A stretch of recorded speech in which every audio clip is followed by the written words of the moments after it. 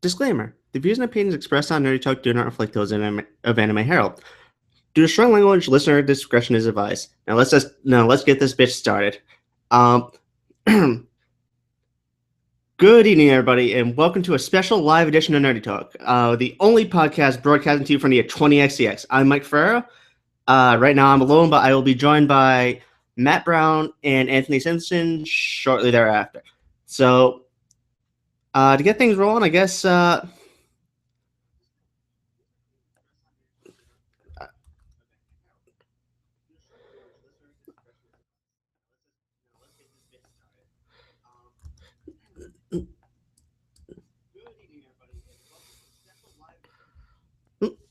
My apologies there. Hit a point where I was getting dual audio. As we know, this is live, anything goes. So, as I was saying, I want to thank you all for joining tonight. It's This is definitely new for us, something completely uncharted. So, if you like what you hear, if you like what we're doing, definitely let us know in the comments. Definitely let us know by giving a thumbs up. It will really help in our feedback. But anyway, that's not why we're here. As you know, this year has been a really big year for anime. A lot of huge news has really come through. A lot of stuff has really nailed us. I mean, this is a year where Studio Ghibli announced that they will be ceasing production on feature films. This is a year where Sailor Moon was rescued from the depths of licensing hell. This is a year where Neon Alley completely metamorphosed into a more standard streaming service from your typical linear feed that they were chasing. This is a year where Pony Canyon USA entered as Pony Canyon USA, and this is a year where Gundam's coming back. I mean, it's been a major year. So I want to take a few minutes and just really say thank you to everyone that's been reading, everyone that's been listening to Nerdy Talk. You guys absolutely rock. Without you guys, we would not be here. Anyway, that said, let's get going with the show. We will be taking live questions on Twitter. Just use the hashtag NerdyTalk2K15. We are listening. We'll be getting to those as more people join in the conversation.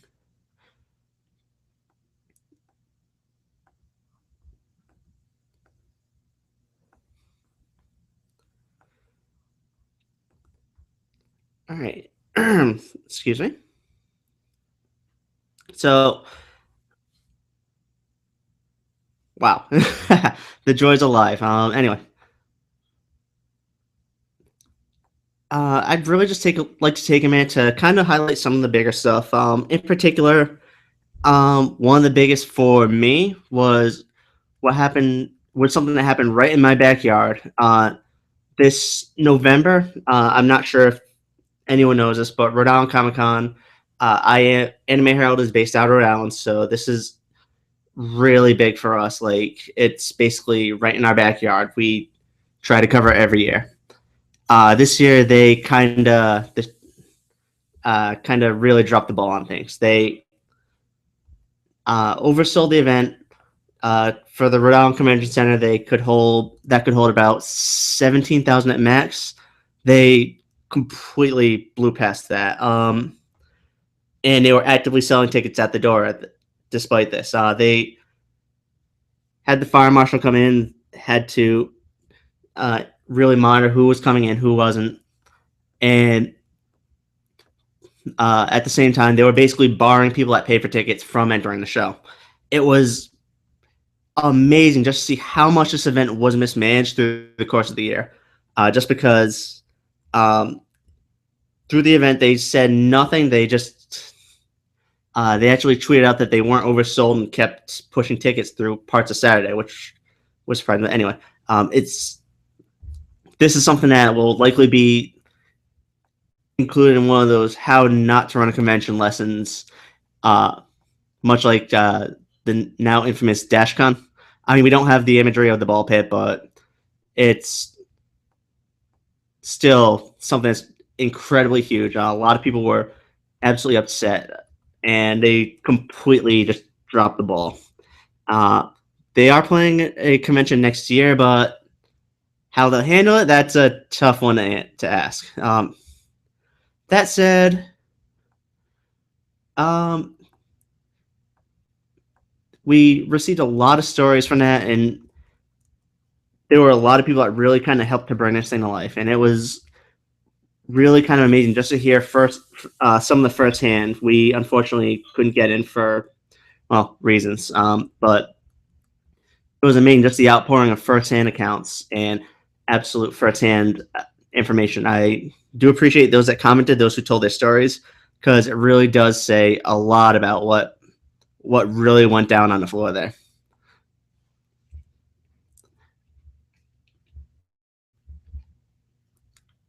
Uh, let's see. Otherwise,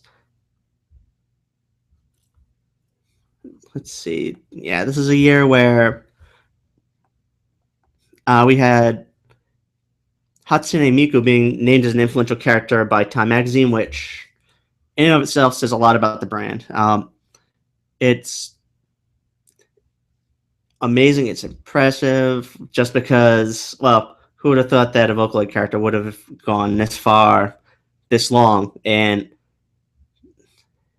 really kind of shot into that mainstream consciousness. The Letterman appearance, the various concerts, the Wall Play Expo, they really helped to kind of cement that image and present a new face the on the virtual idol, which definitely really cool, really interesting to see how certain trends kind of grow, like Hatsune Miku's grown Hello Kitty. I mean, it's always fantastic.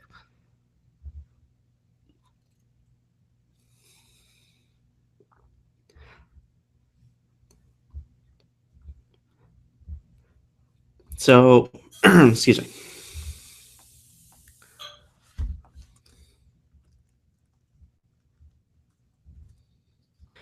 See, just a moment, having a couple of technical difficulties.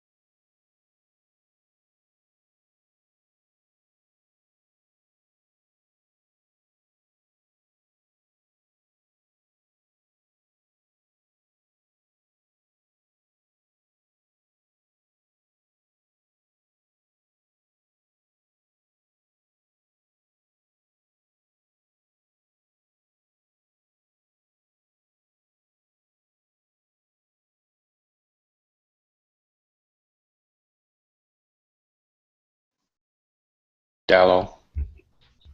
Yo. Hey, all right. All right, everyone, I'd like to welcome in Matt Brown. We had a little bit of technical difficulty in getting him in. We're, well, at least I'm still sort of getting situated here, so Yep. I'll pop in and out of the conversation. All right, well, uh, Yeah, we're still kind of pulling in the others, but yo. Yeah, all right. All right, everyone, I'd like to welcome in Matt Brown. We had a little bit of technical difficulty in getting him in. Uh-oh. At least I'm still sort of getting situated here, so I'll. Yep.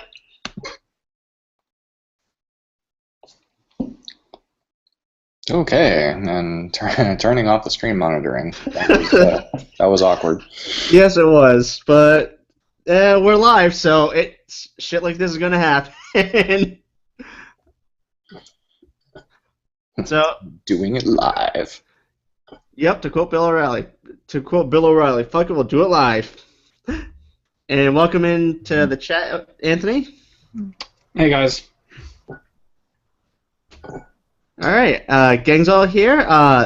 Once again, I'd like to welcome everyone to our special live broadcast. A little bit of an awkward start because we were kind of getting used to this whole new format, but I hope you do enjoy the presentation. Let us know if you enjoy it in the comments or give us a thumbs up or something. So, how you guys doing? I'm doing good. Still pretty hungry, but taking care of that. Awesome. I feel like I had a comment on what you were just talking about, but I've already forgotten what it was. Could you review it for a second? No problem. Basically, I was just kind of highlighting some of the bigger stuff this year. Stuff like Studio Ghibli. Oh, yeah, the Hatsune Miku thing. Yep. You said it says a lot about the brand, and I was thinking it also says a lot about Time Magazine. Yeah, true. Well, that's true. I mean, Time Magazine in the U.S. is kind of a joke now. I mean, don't forget, we're the ones where they have covers of like these protests and various political goings on in other countries in the U.S. gets these cheesy filler covers like The Science of Stress. Wasn't there a Miku appearance on Letterman too? And from what I read or heard, it didn't go over that well with the audience. It was kind of awkward, I heard. It was quite awkward. I sat through that one. It was interesting. I mean, makes you wonder what Colbert would have done with it since he's taking over Letterman's show. Oh man, that would have been fun. He probably would have been up there just going wild with it. Yeah, he would have. Yeah, Colbert would have gotten right into it. He is definitely one that's not going to shy away from that.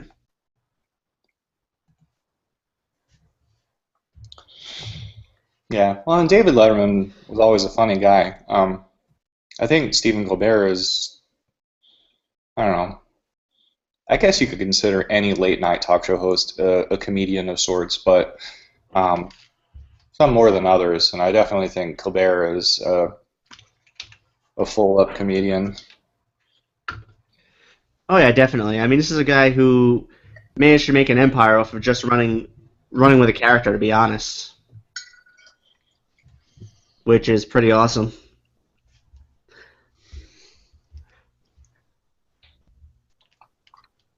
Other than that, we were. I just gave a quick mention to a couple things like our Rhode Island Comic Con, which, as we know, that was an absolute unmitigated disaster. It was a shame in Rhode Island type of thing. Yeah. Yeah. And you got. I'm surprised this doesn't happen more often at conventions. You've got a few fanboys that are pulling a huge number of people together and bringing them honest-to-goodness TV stars, and I wouldn't know how to handle it. Yeah, I mean, I am kind of well, the thing that amazes me is that I have a bit of a man-on-the-ground perspective because I got to see this unfold as it happened. The event was actually held by, I believe it was Alter Reality or something like that. They're basically a professional expo company, kind of like our Reed Pop or something like that. And they've done numerous shows in Rhode Island in the past. They've done like the car shows, the boat shows, all the home shows, stuff like that. They're all done by Alter Reality. And the problem was... It wasn't like a homegrown thing then? No, they're based in... Well, kind of. They're based in Fall River. So, Fall River, Mass. So it's like 20 minutes out of Providence. But the problem was that... Have any experience doing comic shows? no experience doing comic shows. They thought it was going to be treated like a boat show or a car show. People go in, look around, and leave after like an hour. So they were surprised that it wasn't just, a couple thousand rich guys who like to talk about their stuff.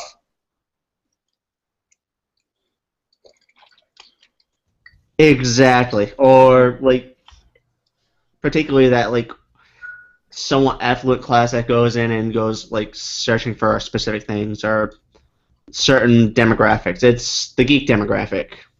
Yeah, it sounds like they done fucked up here on this one. Oh god, yeah. Let's just say this. They're talking about doing an event next year.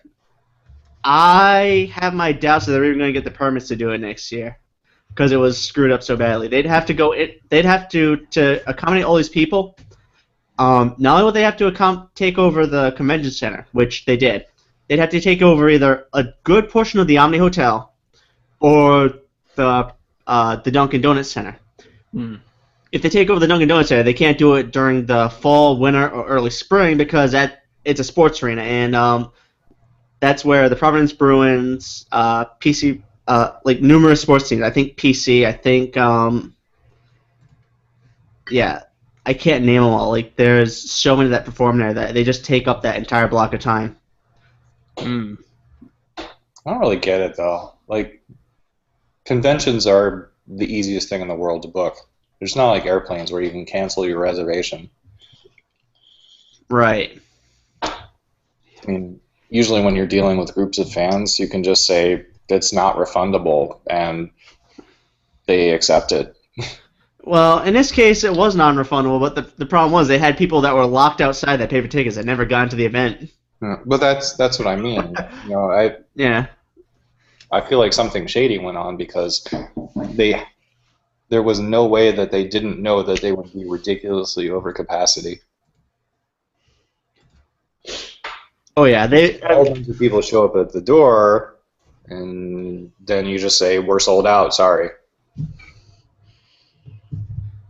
Yeah, I mean the problem was it wasn't that they weren't they were turning people away. They were turning away people that had tickets, and they were selling tickets at the door.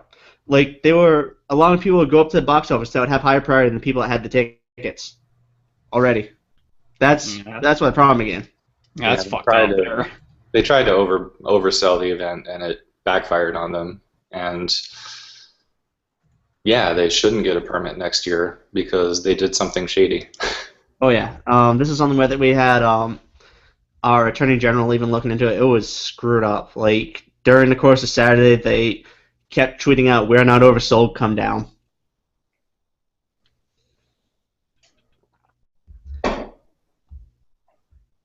Yeah, it was. I am not a crook. I am not a crook. Yeah. From what you've heard about this, sounds like they said they done fucked up pretty badly. Oh I yeah. did not sleep with that woman. Oh yeah, they done goofed. They done goofed. Or at least it depends on your definition of sleep.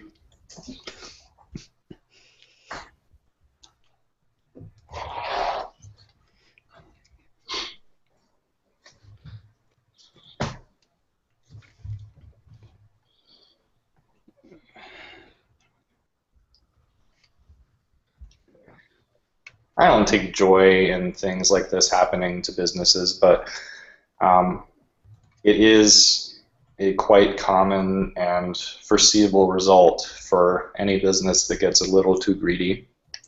Oh yeah, definitely.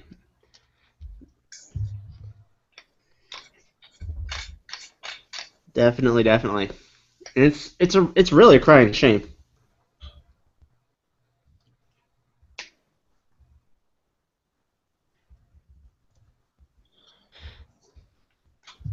Let's see.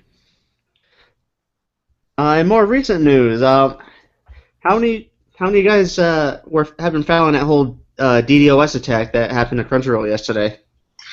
Yeah, that was a pretty shitty deal. Oh yeah. Because I wanted to finish up the second season of Love Live, which I did through means I won't mention. I did finish it though.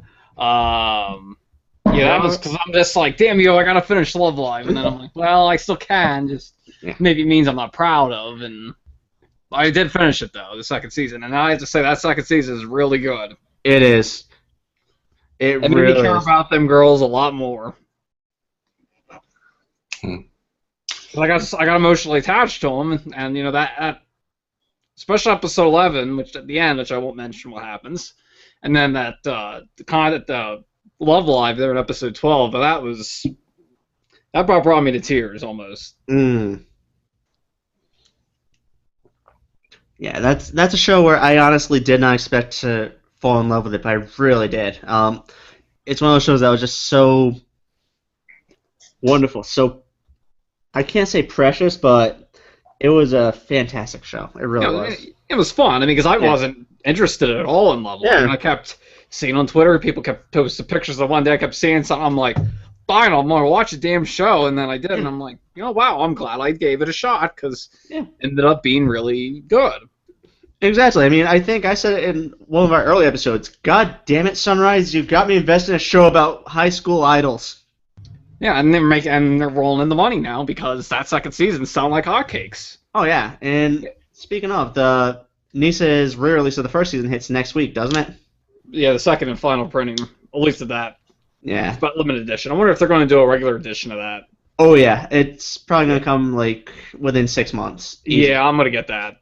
My guess is what's gonna happen is they'll do this run now, and then what they'll do is they'll launch season 1's standard within a couple weeks of season 2's premium. That way they kind of get the market warmed up again. Yeah, because I'm not sure when that's going to come out. Because I know the 7th volume just released in Japan and sold like I think it's like about 50, almost 52,000 Blu-rays.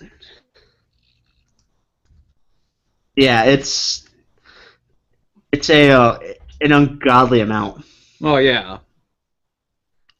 I'm gonna sound like a dick for a second, but no, that's fine. Is there any outside confirmation that Crunchyroll was DDoS'd? Or was it just what they said? I did do a look on the only thing I could get was Norse's map, which at the time it showed a suspicion. I mean, they unfortunately don't tell you what's being DDoS, but all you can really do is trace where it is. And at the time, I saw a massive amount of traffic hitting one specific spot. Like, I can only assume. I mean, I know sometimes these things happen at random, but well, not really at random, but I know that they happen at random times of year. It's just the timing of this is a little curious. Oh, it is. But and it also I would be tempted to say I got attacked if I just fucked up a release and brought down the whole system. Oh man, I hear you there, but I mean I can kind of see it because this group Lizard Squad's been kind of using certain targets as they call them sales pitches for their automated DDoS software. So I would not be surprised if it was some sort of DDoS. All DDoS software is automated. Well, yeah, but you know they're quote unquote special one. Like I don't know how to explain other than that. Like they're selling it. That's it. Like they're selling it. So they will not be around much longer. Yeah. The moment money gets involved is the moment you get right fucked.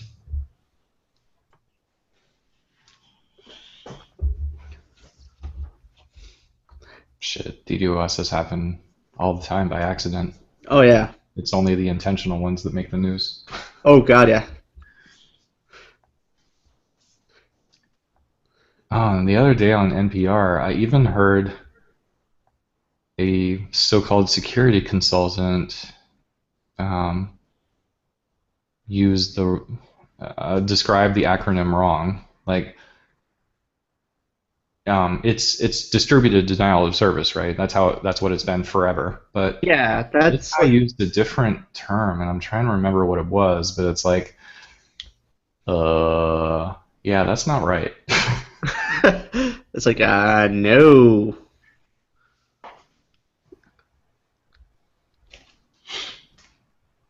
NPR, well, I love you. Sometimes you get things like that grossly wrong. Well, nobody's perfect. Yes, it wasn't a report. Yeah. I mean, hey, look at the mainstream media. They get stuff wrong all the time. Yeah, true. I mean, look at look at CNN with when the one Malaysian flight disappeared over in the ocean somewhere. Not the most recent one, the one earlier in the year. True. Look at how they handled that one. Yeah, true. That is true. Or, well, yeah, that was the example I was actually going to run to. So yeah.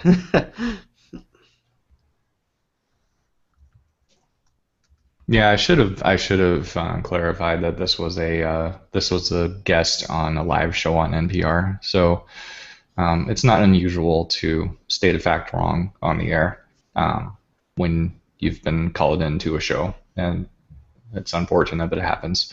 Yeah, because I've gotten stuff wrong here on the podcast, and I'm go back and I'm like, wow, yeah, I got that wrong. Now I'm thinking about it. Oh, Usually yeah. it's reporting. There's a rundown and fact check and all that stuff.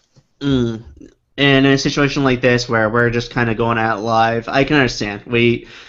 We're a lot of this is off the top of our heads, so I mean, Man, I've said so many wrong things on our podcast, and we had a chance to fix it, but I didn't. Some things you don't. Some things get past you. oh yeah. Yeah. I did the other when I was describing the show, and I'm like, I'm getting up to that episode. I'm like, wow, I was wrong on describing that. I'm like, man, I feel stupid. Oh yeah, I think we've all done that.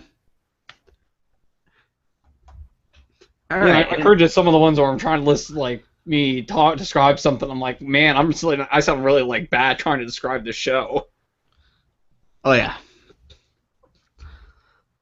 All right, it looks like we got our first hashtag question of the night. Okay. From Twitter user Yapapa Mirage. What's been your favorite anime this year, and what anime will you continue to enjoy in the coming year?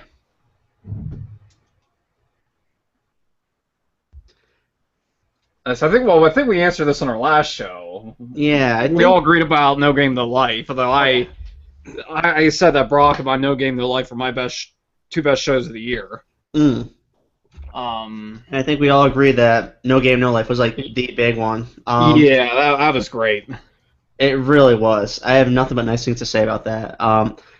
I'd say for a second, if we're not counting stuff that's currently running, it would probably be Shirobako for me. Because the only continuing stuff I have going into next year is going to be Cross Anga, which is that show's so trashy, but I love it. Gundam Build Fighters Try, which I'm enjoying more than the second show, the other Gundam show, Gundam Geno Reconquista. Those are the only carryover shows that I have. Everything else I have that I'm watching is rewatches, which I'll talk a little bit about later. Yeah. And for me, carrying into the next season, my only two are going to be Fate Stay Night and Shirobako. Shirobako is just wonderful. Fate Stay Night is just amazing. I mean, I'm really looking forward to the second halves of those. Yeah, I'm kind of with for Cross Anga, I'm trying to. I mean, it's still trashy now, though. Now it seems like the plot's starting to move forward, so I'm kind of really interested to see where they go. If it really tries at any point, I wouldn't say I should. Well, no, let me rephrase that. I'm guessing at this point the show's started to take itself seriously, though I always thought it did. But I'm kind of interested to see where they go, if they're going to go really like batshit crazy, or if they're going to just try to be less of a schlock factor and try to tell a more serious story. I'm kind of interested in where it goes. That's not going to say it's not going to be trashy still, because it's going to always be trashy, in my opinion. But just to see where it goes is kind of really interests me. I definitely. I kind of wish I kept up with Cross Angie. It's just one where I ran out of time. Like, I've been just kind of so busy with everything else going on, and it fell off the radar. Yeah, that happened to me with a couple other shows. Stuff that either were like late editions or stuff where I didn't dislike. Like I actually dropped two of the shows I was watching. Lord Vandus and Marksmith, which I didn't dislike, I just sort of lost interest. And I'm just like, eh. And the other one was Wolf Girl Black Prince, which again, that wasn't bad. I actually did like that. Enjoyed what I've seen of it. But it was another case of I got watching other things, and that kind of my interest just kind of went away, and I'm like, and I dropped it. Fair enough. How about you, Matt? I was trying to absorb what was just said. Let's see. I kind of agree on Lord Marksman and Benedis. It started off really interesting, and it's kind of stagnated a bit. But I have hopes for it to recover. And All I kept hearing about that show, everyone just was bitching about how really because it's based off a light novel, and all I just kept hearing is that it's a really bad adaptation of the light novel source. yeah. They're basically trying to cram 5 volumes into 12 episodes, but I never read the light novel, and all I know from that is it's either that or the manga. I think that the girls aren't as, and this one, as busty as they were in the light novel, which obviously their breasts were much larger, I'm told. Even larger than in the show. That's I saw it supposedly here, but I'm not. Don't quote me on that. huh. Well, I'll just say that I do not consider the light novel format as the pinnacle of avant-garde literature. Well, I don't think anybody does. So I think I'm perfectly fine with directors doing what they feel is necessary as far as that's concerned. I would say I liked the show. It was produced by Satellite, so there's always like some really awkward CG going on. And it's never like them very dancing. good, but like them I've dancing come guys to- in the background. Yeah, I've come to expect that's just what you're going to get in a Satellite show. Yeah. Fate was mentioned. I'm enjoying Fate a lot. At this point, I don't know. I kind of see Fate like a murder mystery almost, in the sense that I'm chomping at the bit for the next episode because it's gotten me addicted to to the what's next kind of thing. But I think if I were to go back and watch it calmly like I did, and all the way through like I did with Fate Zero, I would probably come to the same conclusion that it's a good show, but it's got its issues and is probably not going to be able to resolve things to my liking at the end. But I'm okay with that. I enjoy watching it. Oh yeah, definitely. Yeah, I'm enjoying what I've seen of that so far. It's just a lot of fun to watch. I mean, yeah, I've got the same worries as you, but at the same time, it's like, I don't know. There's already a few problems, right? Like Yeah. they bring in Ilya just to have this knockdown, drag out fight with her berserker, and then she's fucking like, it's like she didn't exist for every episode after that. Yeah, I know. And I don't really like when a show does that. It's like, don't bring in a main a character that seems like it's a main character just to illustrate the abilities of the other one. That's kind of silly. I don't know. It'll be fine. I mean, I'm sure they'll bring her back when things get a little more crazy. Yeah, I'm not spoiling anything. I've seen the other adaptations, so I'm not spoiling anything. Yeah. And you guys mentioned No Game No Life is our favorite show, and I'm sticking to that. It's kind of like, I don't really see this that often in anime. It's like the specialists trope, right? The Shiro is kind of a genius, and what is his name again? I'm terrible with names. Yeah. Yeah. I'm drawing a I'm blank. drawing a blank here, yeah. Yeah, whatever. I see what you did there. But he's the bold one. Oh yeah, the blank. Nice. Remember that somehow. and they work really well together, and they like sort of pick up a few people that are sort of kind of but not really on the team, but they do stuff for them, and it's it's the sneakers format, and I really enjoy that sort of thing. It shows up a lot in American TV, and good stuff. Sorry to interject here. The main guy's name is Shiro. Oh no, it's Sora, the girl Shiro. Oh. Right. Oh. I thought it was. I gotta fuck up again. Nah, no worries. Well, I couldn't remember either, so it's fine. Yeah. Sora and Shiro. Yeah, that's fine. I don't know. They're Japanese. Like, what do those names even mean? It's like, I don't know. They all sound the same. White and Sky. Hashtag racist. Yeah. Oh yes. Again, this is live. We are we don't have the benefit of me going through and kind of editing out all that stuff. So yeah, and I know you hear in the background as everyone stopped watching. Yeah, I think I just heard a pin drop. You must have Sprint. Yes. No, I have AT&T. Those bastards. Yeah, I don't first with cellular phone service. There was a second part of that question, wasn't there? Anime will you continue to enjoy in the coming year? Yep. Yes. Which I think. Well, I know you mentioned about Fate Stay Night, and that's continuing, because I'm not watching that. I expected to continue to enjoy that in the coming year. The other one I would say is the continuation of Aldnoah Zero. I'm really looking forward to that, and I think I mentioned that last show. Yeah, that's another one I'm looking forward to, only because I think people are losing their shit about it. Yeah, well. Yeah, I'm just like, okay. I don't even like any comments that I'm like, nope, not reading that, not touching that. Yeah, not touching that with a 10-foot pole. No. Yeah. Yeah, I don't know.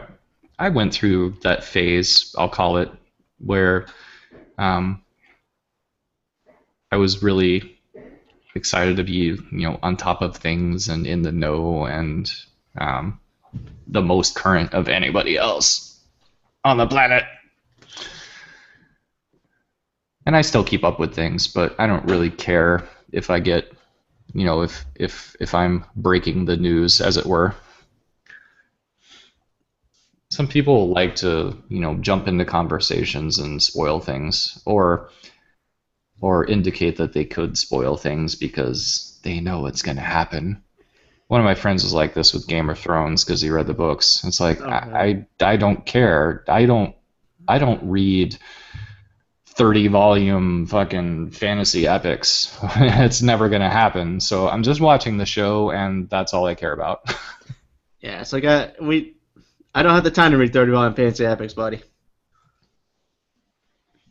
Yeah. Well, some people like reading serial novels. I'm just not one of them. Oh yeah, I got nothing against it. It's just, it's like you said. I just don't have the time. Cripes. Most of my nights I spend either. Well, shit. I watch anime or I write about anime. Yeah. Oh no, it's kind of good existence. Yeah, I mean, if it's not your jam, it's not your jam. I mean. Yeah, for me, it is an incredibly rare event to pick up a book that I know has a continuation in another book. I want to read the whole story.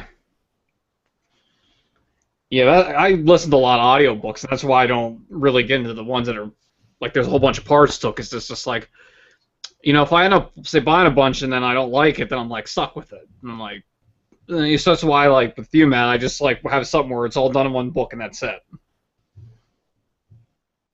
And me personally, I have a strong preference for reading stuff like a lot of nonfiction stuff I read. Like, I love business books. I love stuff like Gary Vaynerchuk, Seth Godin, and actually, my Kindle, I've been reading a few industry books. Like, actually, I started rereading Lauren's Otaku Journalist book, which,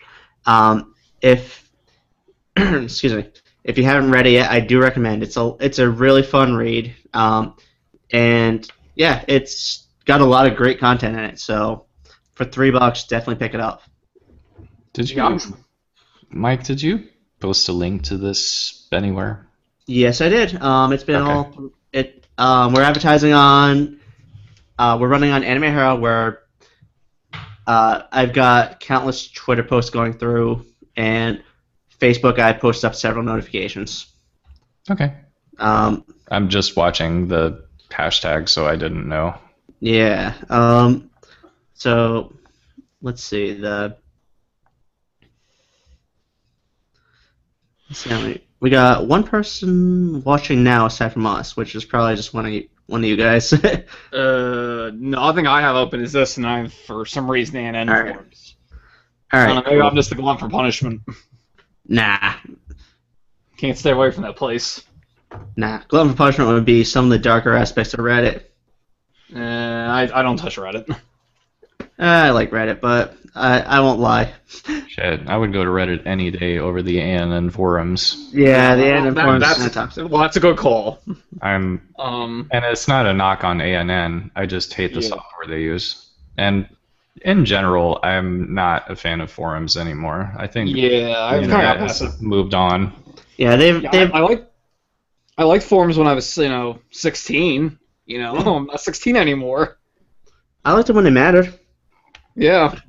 I mean, They still matter. Somebody likes this company I like didn't like license the show. It's like, okay. yeah. It's like people bitching Funimation's license all these shows for the winter season. It's like, well, they got their business too. Exactly. Yeah, it's the fact that it seems like they're getting like just about everything, and it seems like for this winter season. Yeah. Well, anyway, getting on the reading stuff, I guess we should get back on topic there. I'm What trying topic? to read. Well, I don't have a Kindle. I have a Nexus 7 tablet, but I have the Kindle app. I'm trying to read Leviathan, and that's slow going. Mm. Well, in audiobooks, I just finished up Sugar Ray Leonard's autobiography yesterday. How was it? It's pretty good. I mean, he narrates it himself. I know it's not necessarily if you're not like a boxing fan, you might not enjoy it so much, but he does get into some interesting things like his boxing career, his alcohol addiction, or his drug and alcohol addiction he had. He goes into some about when he was sexually abused when he was a teenager. He talks about that. Mostly it's about his career though. Now I started on something completely different, Naked Lunch. Oh, that's so good. Yeah, I'm listening now. I'm like, man, this is like all kinds of fucked up. That is so good. I mean, it's a fucked read, but it's so wonderful. Yeah, I'm listening to this. I'm just like the way they're going through it. I'm like, man, this sounds wicked. Oh, I'm yeah. loving it. Yeah. Because apparently I listened to a whole bunch of audiobooks that were either like 4 in a row. The past ones I listened to were all either voiced by British people or Australian people. And I'm like, I want something that sounds at least somebody who isn't from one of those nationalities. And no, I'm not offending. So I apologize to our British and Australian fans. No offense against you. Because I listened to an audiobook about World War I, and that was like, of course, I took in Europe. Obviously, we're going to have somebody British talk about it. And obviously, I was listening to one where the study was in Australia, so I guess it made sense they were going to have somebody Australian. The Australian accent recorded, but Cool story, bro. Cool story. I just offended all of our listeners in Australian Britain now. Yes. Remember, readers, this is live. Direct your hatred towards Anthony. Yeah, I mean, Matt's already upset everybody over. I think you're already upset a bunch of people already, and I just upset Europe and. I just set up England and Australia, so I don't know who's next. Well, and Australia is practically part of England still. Yeah. I don't know. Maybe I can make some North Korea jokes again. Please don't. Yeah. I'm pretty sure we don't have any North Koreans listening, so your comments would be wasted. Did any of them have computers? About 1,000 of them, Yeah. if I heard They're right. they're too busy hacking Sony over the interview. I'm still skeptical that was North Korea. Yeah. Um, I think skepticism somebody is warranted. Yeah. Yeah. Well, somebody in South Korea is actually going to try to send about like 10,000 DVDs by balloon over North Korea with the interview. Well, Good luck to that. yeah. Anyway, let's get away from that before we go to a very, very, very, very bad place. Yeah, before the nukes Yeah. start dropping. It's kind of a dumb stunt, but it's amusing. Yeah. All right. You know they didn't buy those. Yeah, I know. Let's get away from that end of things, because, again, Yeah, that's a place where... Yeah, I don't want the nukes going off over my house. Anyway. Sorry. No more. I won't make any more jokes about that again. Just don't move to Japan, then. You can't get them over here. I'm about ready to tweet out Nerdy Talk with a dose of racism. Sorry, people. We're offending everybody tonight. So, anyway, well, I'm trying not to. Yeah, I'm done. I'm done making jokes. So no, all our foreign friends, I'm not going to make any more jokes. Countries. So about that ISIS and Putin, God, that guy. Yeah, well. Yeah. Ah, shit. All right, getting back to anime. Yeah. Something Israelis. Anyway, before we went live, I kind of sent you guys a list of like the biggest news stories of the year, and I asked you guys to kind of choose your story that stood out as your biggest thing, like your biggest event for 2014. So I figured I'd go around, kind of see what you guys figured would be your big one. Want to start, Matt? I have a question.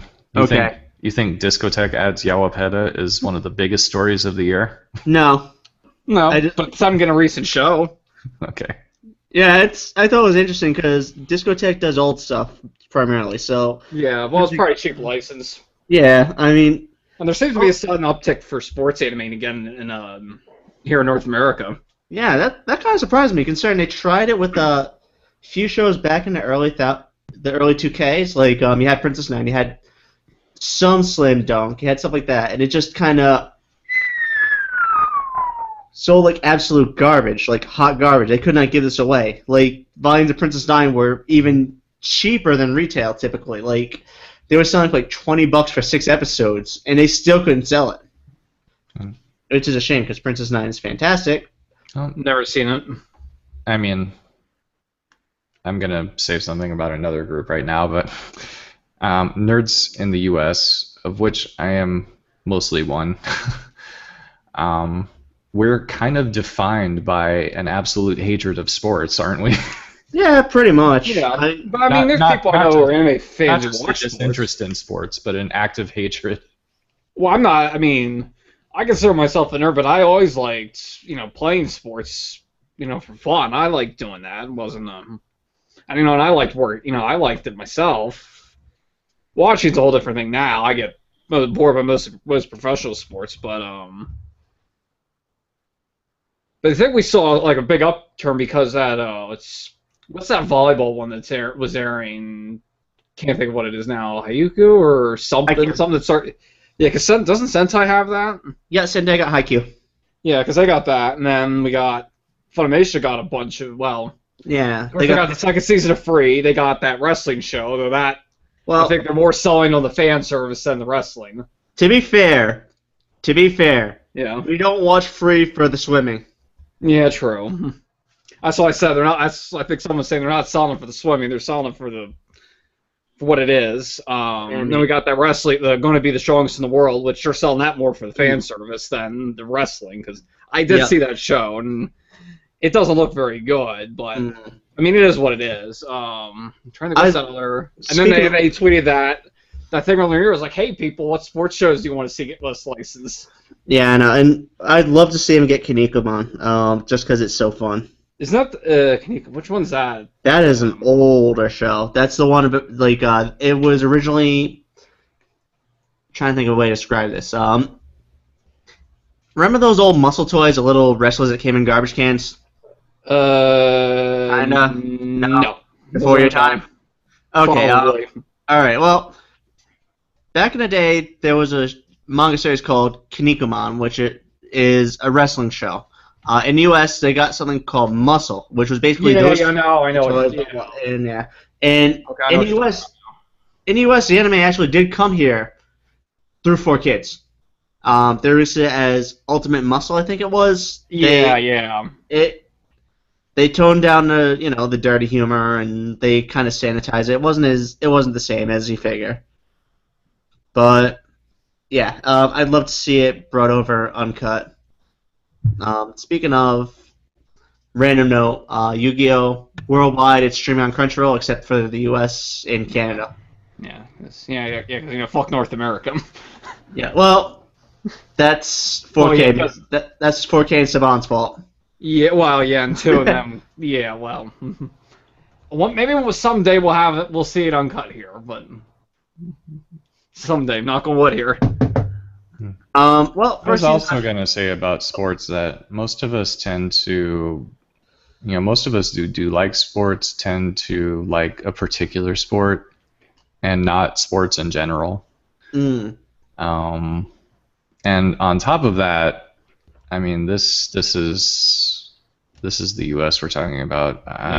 You pick any sport that you can think of, just about, and there's a Disney movie about it, and it's better than anything that you're going to see in anime. Yeah, I know. For Ice 21, we got Remember the Titans or Rudy or something like that. For basketball, we got Hoosiers or countless others. I'm trying to think of these movies off the top of my head. For but baseball, Princess Nine is really great. Princess Nine is wonderful. Never seen it. It's an exception.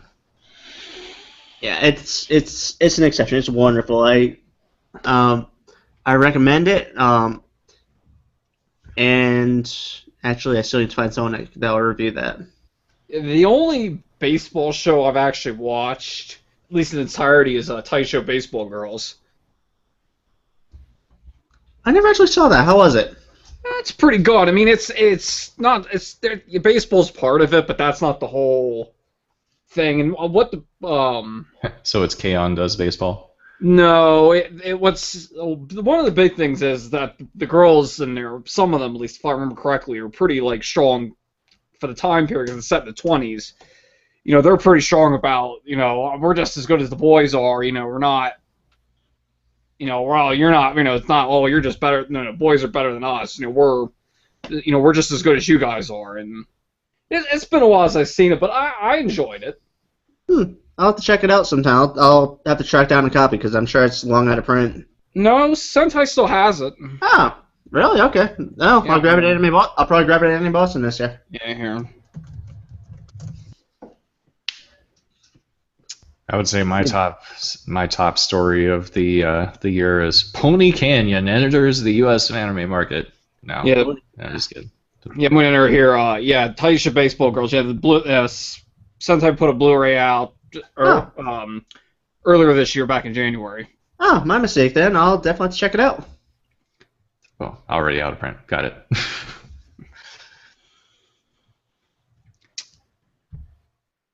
I was a little bit. I mean, if my number one story didn't happen this year, I would say without a doubt, Viz getting Sailor Moon was the top story. But for me, it was Studio Ghibli shutting down for some period of time. We don't know how long, their feature animation department. Oh yeah, that's a huge blow. It really is a huge blow. Yeah. It's like the Sailor Moon story is just about a license. I mean, It's big news, but it was just a matter of who was going to get the deal and when. Yeah, true. This one, it's major. It's like you can tell that Studio Ghibli is, in a sense, they're kind of lost without Miyazaki, like in a theatrical division. Mm-hmm. Because while Takahata is a talented filmmaker, he doesn't have that ability to make something that's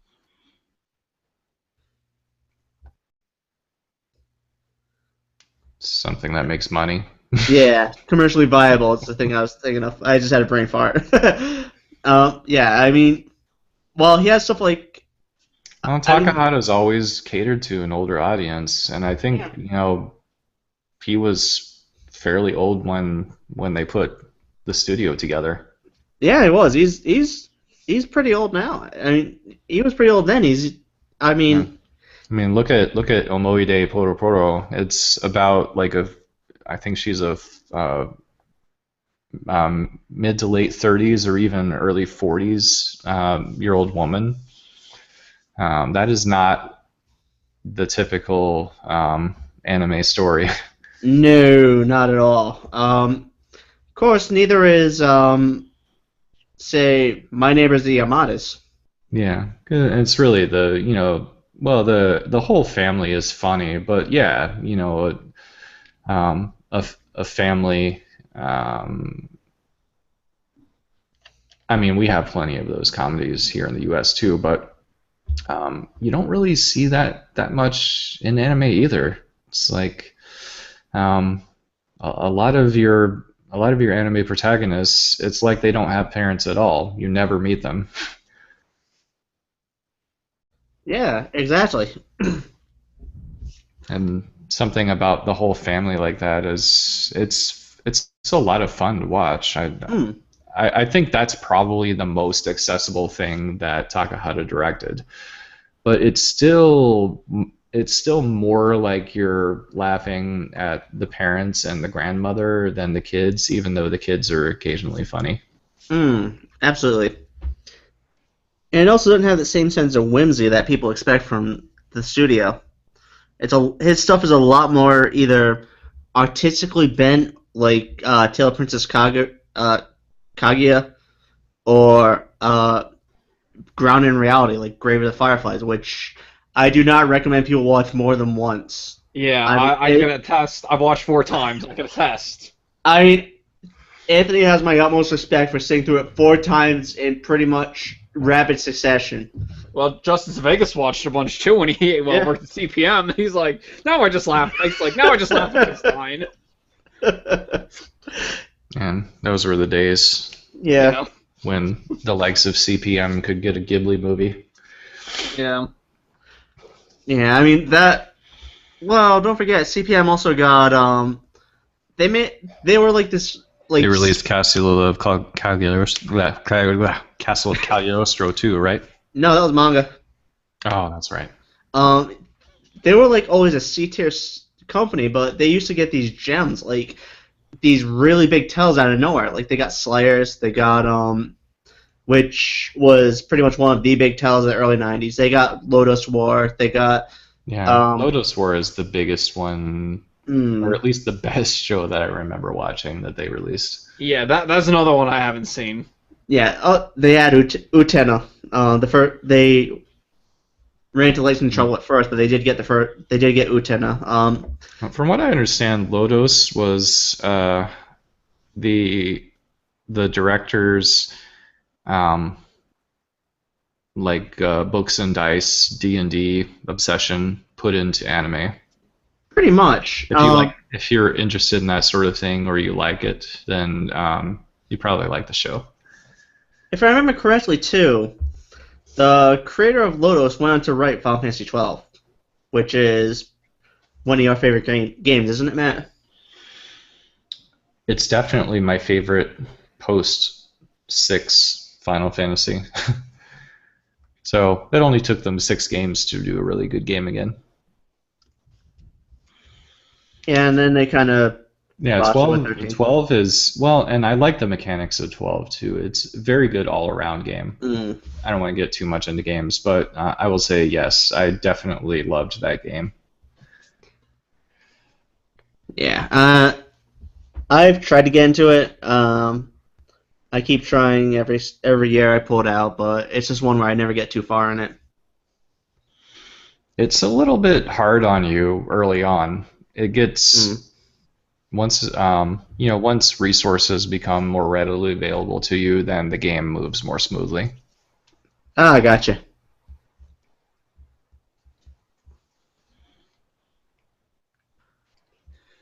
All right, well, I'll get into my news stories.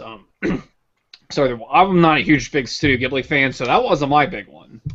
So my two big ones were, well, the Right Stuff and Sunrise partnering to release Gundam in North America. That's actually my biggest.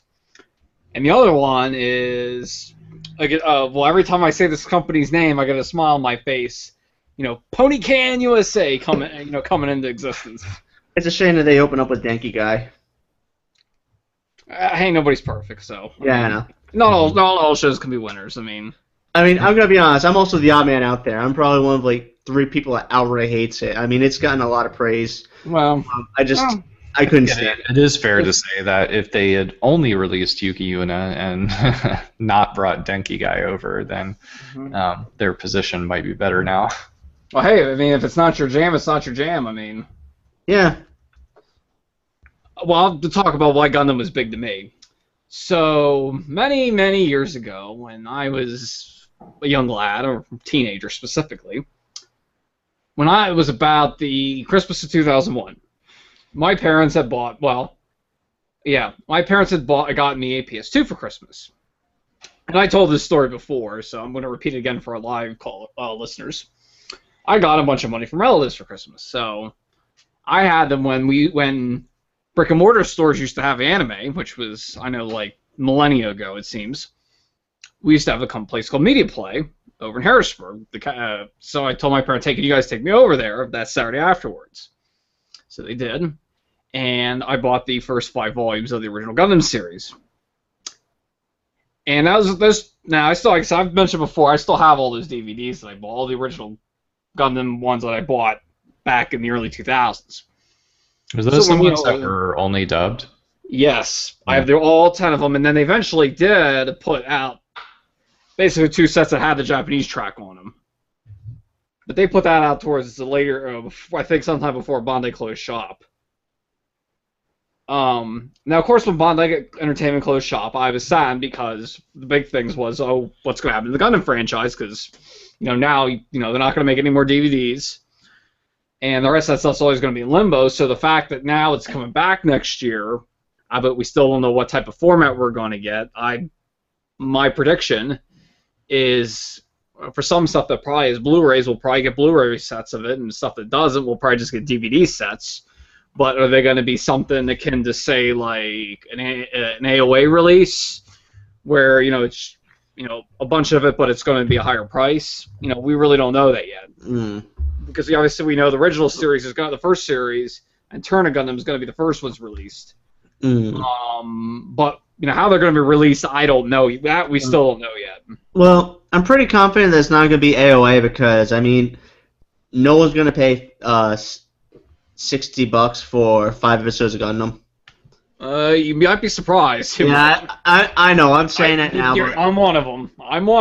I'm saying that, but there's just so much. It can't be a profitable model after long because. Yeah. For a show like Kill la Kill, for a show like Nisekoi, you can bleed people for a while because it's only 26, 39 episodes. But for something like Gundam, which has hundreds, hundreds, and some of them show, and especially the lower tier shows in quality. They just have their offenders, and I'm gonna buy most of it. I'm not gonna buy Destiny because that series can burn in hell. I probably won't rebuy Seed, even though for some funny reason I'm actually watching it right now. Don't ask me why. Why not? I don't know. I'm like, I'm not gonna rewatch this, and then all of a sudden, sometime last year or sometime this year, I should say, it's not 2015 yet. I got on this Gundam kick just started happening, and I'm like, I'm gonna rewatch some stuff. So earlier in the summer, I rewatched the first season of Gundam 00. Then I decided, because I think I was getting pumped because of the 2 shows that are in this fall, and then it just kind of went from there, where I started watching more and more and more stuff as a rewatch. Like on the beginning of November, I rewatched Shark's Counterattack, that's a great movie. I finished up the 2nd season of Gundam 00 again, the rewatch. Over Thanksgiving, I rewatched Gundam 0083 for the 7th time. I just finished a few days ago my fourth rewatch is Zeta Gundam. I'm currently rewatching, like I said, can't talk, Gundam Seed, and I'm also rewatching Victory Gundam, which is part of the reason why I got behind on stuff and stuff got dropped, because my interest was heading elsewhere. Heading into Kill 'Em Ultimino territory.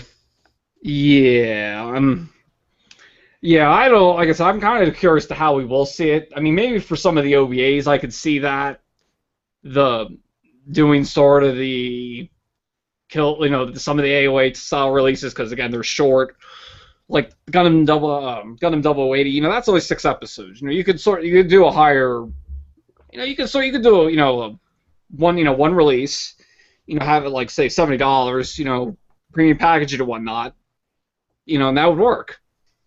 And some of the longer shows, I probably not going to see that, but it's one of the things. I guess we'll find out once that stuff goes for pre-order. We'll know what it's going to be. Yeah, definitely. Well, I definitely think the more popular shows are going to go. Maybe they might do somewhere. They might not maybe have 6 episodes. Maybe it'll have like a chunk of it, but be a higher price. Like the stuff that's more popular, like Zeta Gundam or Gundam Wing. Or even the more popular ones.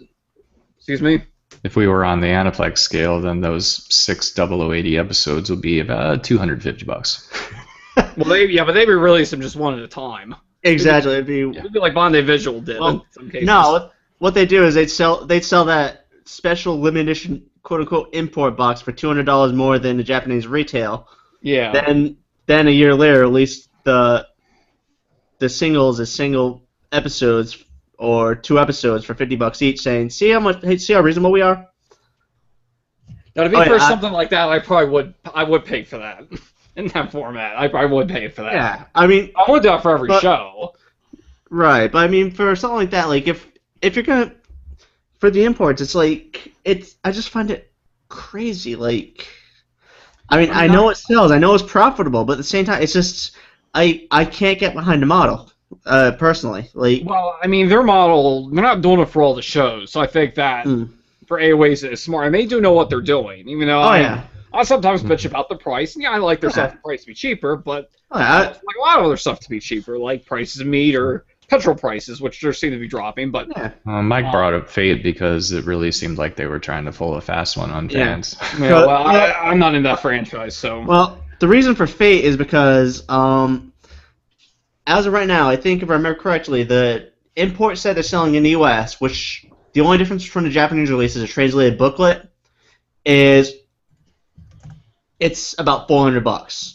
In Japan, the retail price is $300, but you can actually import it through retailers like CD Japan or Amazon JP for around $250. So it's one of those things where it's like that. I mean, I definitely bring this stuff up. I am harshly critical. I mean, I am glad to see that they're succeeding, because I mean, at least it shows their model works. But at the same time, it's also I am a harsh critic. Well, I mean, like I said, they don't do it for all the shows, which I think is smart. The stuff they know they can sell, that stuff they're doing for, and I think that's important. Oh yeah, they know what they're doing. Oh yeah, they are incredibly smart, because they know exactly how to bleed the market. But yeah, like I said, they only do it for shows they know they can pull that off on. That's why stuff like Silver Spoon didn't do it, because they know they probably couldn't sell that well. Right. Usually for a show that is. Like, for a show like, say, Mushishi, they're probably going to sell it at a decent price, because, really, who's going to buy Mushishi? Me, Matt, maybe 2 other people. I'm probably not going to buy it. No. Well, if it's a $60 set, you would. Yeah, I'm not positive I would, but I would consider it. Yeah, because they're just like their regular releases. They're pretty reasonable. I mean, here, let me look up one here right now. Even though it's only DVD, like Vivid Red Operation, it's $60 for basically the whole series, and that's pretty reasonable. It's fair. DVD. That's quite fair. That is very fair. Well, I mean, I could bet you it's DVD only. I mean, well, yeah, you can. I mean, but it's at least in like generally in line with market pricing, you know. Yeah, but they only do, I mean- like I said, they do it for shows they know they can't do the other model for. Exactly. Which, like I said, I mean, listen, I'm critical. I'll bitch, but at the same time, I mean, I can't fault them too much because No. they are, well, they're posting a profit and they're definitely finding a market. So I mean, I Yeah. can't. Yeah. That's why I'm curious to see how I'm sure Pony USA is going to, how their releases are going to be next year. Oh man, this is gonna be. An I'm pretty interesting one. sure they're going to be similar to AOA. Let's see. Oh yeah. Actually, at this point, I'm undecided because they could either go AOA or they could go NIS America. Because Well, they could go either or, because either or, yeah, that's the thing. Because they both have their own way of having a more expensive option in the market, which is Yeah. actually kind of interesting that we have room for both models because they both work. well, yeah, and now the other, the I'll call the big three, Funimation, Sentai, and Viz. They're now doing premium releases again, albeit not to the same way Aniplex or Nisa are doing, but they're starting to do that again now. Hmm. Because we saw Funimation at the beginning of the year we had Kami-sama Kiss and Psycho Pass, Yeah.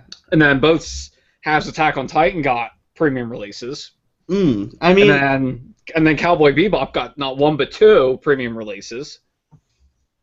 And next year we got Space Dandy's getting two of them. I think the only time it really kind of grinds my gears is when there's no other way of obtaining it outside of that model. Like, I would love to see Kata no Kyokai, but Yeah. it had a short run as a rental on PSN, and now the only way you can get is an out-of-print Blu-ray set. That's around $600. I was Yeah. about to ask about that. So they pulled it off of PSN now? I'm not sure. I'm not sure if it was limited or if it's That's still how there, I watched but- it. There was no way in hell I was going to pay for the discs. But I've got a PS4 coming in. If it's still there, I'll watch it through that. Yeah, I think when I watched it, I guess this was a while ago now, it was like $4 per video. Yeah, that's fair. That's fair. Yeah, well, it's at least what I would call a normal rental price. Shit, even Amazon's rental prices for movies, have you seen those? They're kind of ridiculous. They're kind of crazy. Because they expect if anybody hits the rent button, they're Doing it by accident. not going to buy it. Yeah. Yeah, that's why I don't really rent movies too much anymore.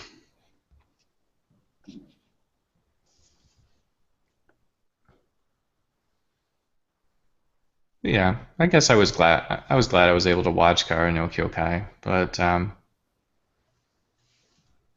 if that option wasn't available, I wouldn't have watched it, and it wouldn't have bothered me. Yeah, I've never seen any of them.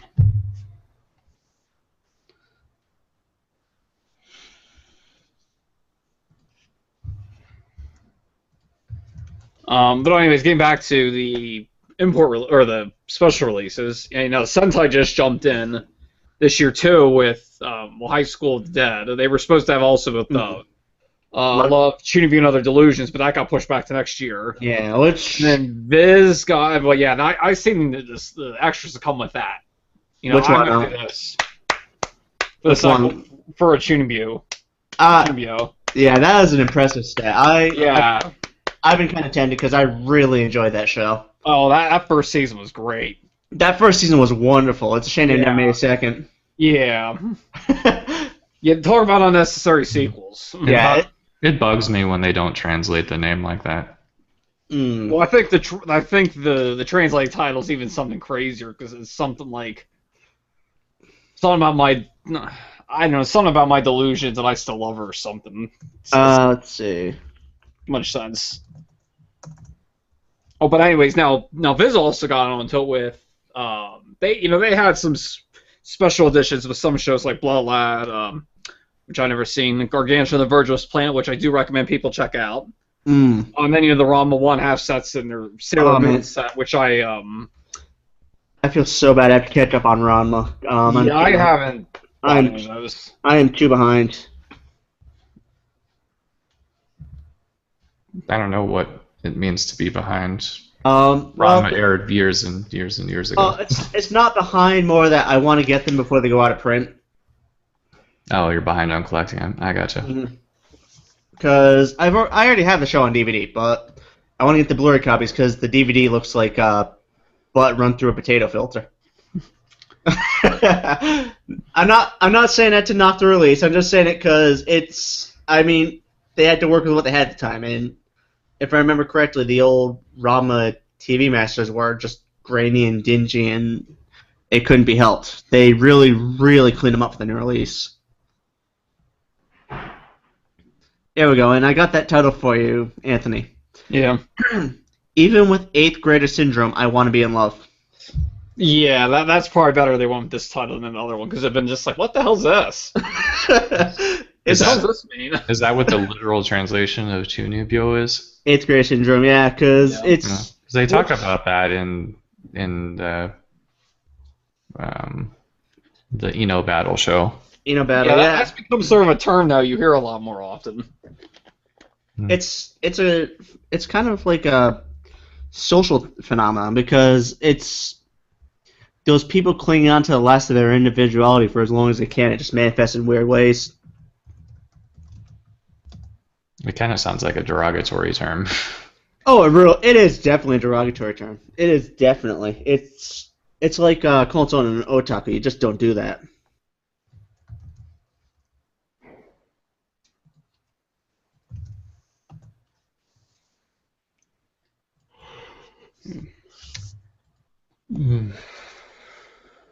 So yeah, I'm kind of curious now to what shows now that Ponycan USA has 2 of them. I'm curious to what shows if the license. Well, obviously they'll license something for next for winter season. I'm curious to what that'll be. I mean, like I said, they had a hit and a miss last season with Yuki Una and Denki Guy. Well, Denki Guy, like I said, it's debatable. A lot of people adored it. I just couldn't stand it. Hey, 1 out of 2 ain't bad. So exactly. I mean, for a first shot, they swung for the fences. They hit a base hit, so that's good. Yeah, I figured since just the trailer of Denki Guy offends my sensibilities, that probably means that everybody likes it, right? Pretty much. It's pretty well loved from what I've seen. It's just I tried watching it. It's like, okay, these are plots I've seen a billion times before, just done very, very badly. Yeah. Can't even bring myself to watch it equals stupid popular. Yeah.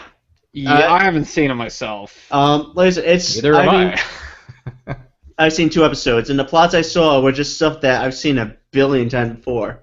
That's what killed. I mean, I do appreciate the setting. I appreciate that they tried to do something a little different.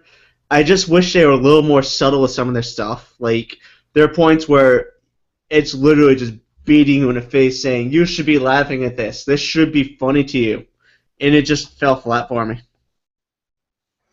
Sabagebu kind of does that with the narrator, but the difference is that the rest of the show is pretty funny. Yeah, it works. It works in Sabagebu's case. That narrator's job. You're right, it does that. But that narrator, that works. It works for that show. Oh yeah, the narrator is mostly there. It's like, it works for it. I mean, it's like you can kind of see at some points. It's like I like how at points the narrator just got exasperated. It's like, yeah, this is right in our imagination, but we have to say it. Don't shoot people, kids. Yeah, but I guess it works in some shows. I think narrators always bother me a little bit, but they definitely work better in some shows than others. Yeah. Especially if you have like an unreliable narrator. That's always fun. Yeah. Yeah, unreliable is interesting. This sort of thing, I mean, Pushing Daisies did it too. It was kind of annoying and amusing at the same time.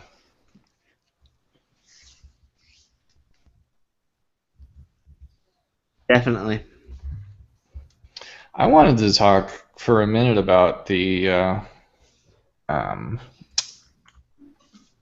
Well, essentially, Sunrise bitching at the Shirobako production for. Well, it turns out it wasn't Sunrise. It was actually the Waiting for Godot segment because Waiting for Godot does not enter Japanese public domain for a couple of years apparently, and What? yeah, because the episode got re-uploaded, nothing was changed outside of this like 30-second to 40-second snippet where they showed a thing about Waiting for Godot because That was episode 6. That was the Yep. problem. Yep. The whole Edipon What section got through. What about a later episode when they? Yeah, they blurred out all the characters. Yeah, they blurred out all. What was it? I forget. Was it Toei stuff or Sunrise stuff? Let's see. If I remember my imagery correctly, they blurred out Astro Boy, Doraemon, Gundam, a couple of Zaku, and a couple of other like iconic characters. So I'm not sure if that was like a joke in regards to what happened. Like, if it was meant to be a joke or if they were just spooked out of the whole licensing thing after this episode, after that last episode. I can't tell. Because it looks like Waiting for Godot is a big one because the Ideon section got through pretty much unscathed. But Waiting for Godot, they changed the dialogue entirely. But who's claiming rights for that? The estate of the creator. Because Just because Japanese law is. That's weird. it hasn't entered the public domain. And the thing is, the family is incredibly litigious, and they are very rigid on Samuel Beckett's wishes. Samuel Beckett has outright demanded like no uncertain terms, women cannot play in this show as the main characters. And they have gone to court and successfully sued to get that enforced. So not only was it an unlicensed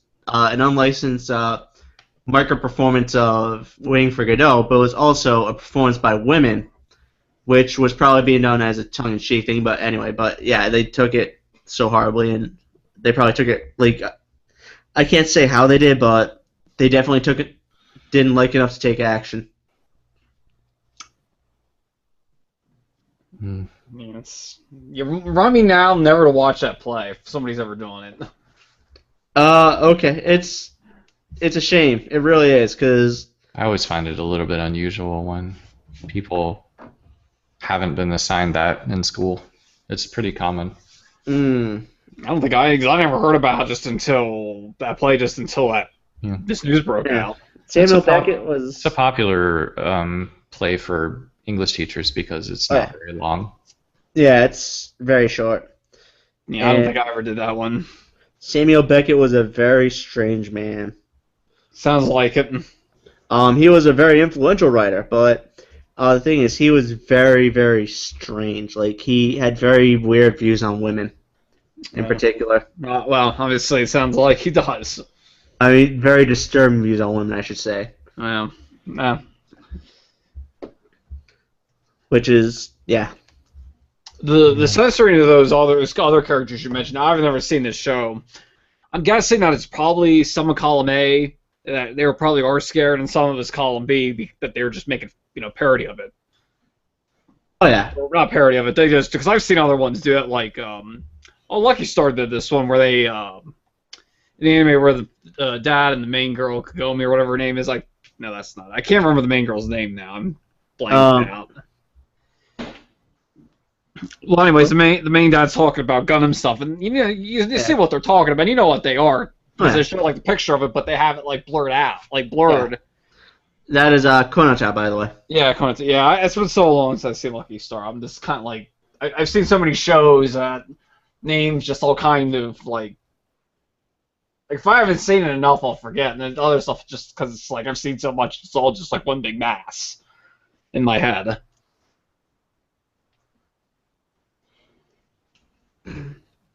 Yeah, definitely. That reminds me of what happened here with the release, Sentai's release of Girls in Panzer. Oh yeah, they couldn't use that Soviet song, a Russian song, so they Yeah, had to censor it out. Katyusha or something like that. Yeah, but the scene basically still plays, but like nobody's like singing. It's just like everyone's just mouthing along. yeah, or no, not mouthing along. They're just No. like their not lips aren't even moving. It's just like the scene plays out and the characters are just standing there, or Which they're is- doing their tanks, but their lips aren't moving. Now, to be fair, this is a column of tanks. This is a column of tanks. If they were singing, even if they're singing, they would not hear it. All you would hear is this loud as the tanks kind of trundle onward. Well, they're You know? outside. They're outside of it. They're like they have I guess the top hatch of the tank open while they're singing this song. Yeah. Oh yeah, and the sad thing is it's was like a 2-minute segment. Yeah, I It- think so. It does a I great didn't job. buy it because I liked Girls in Panzer, but it had too many characters, and I just don't ever need to see it again. I did like that scene though. I mean I did like that scene uncut because it really gave a lot of character to that group of people, you know? Yeah.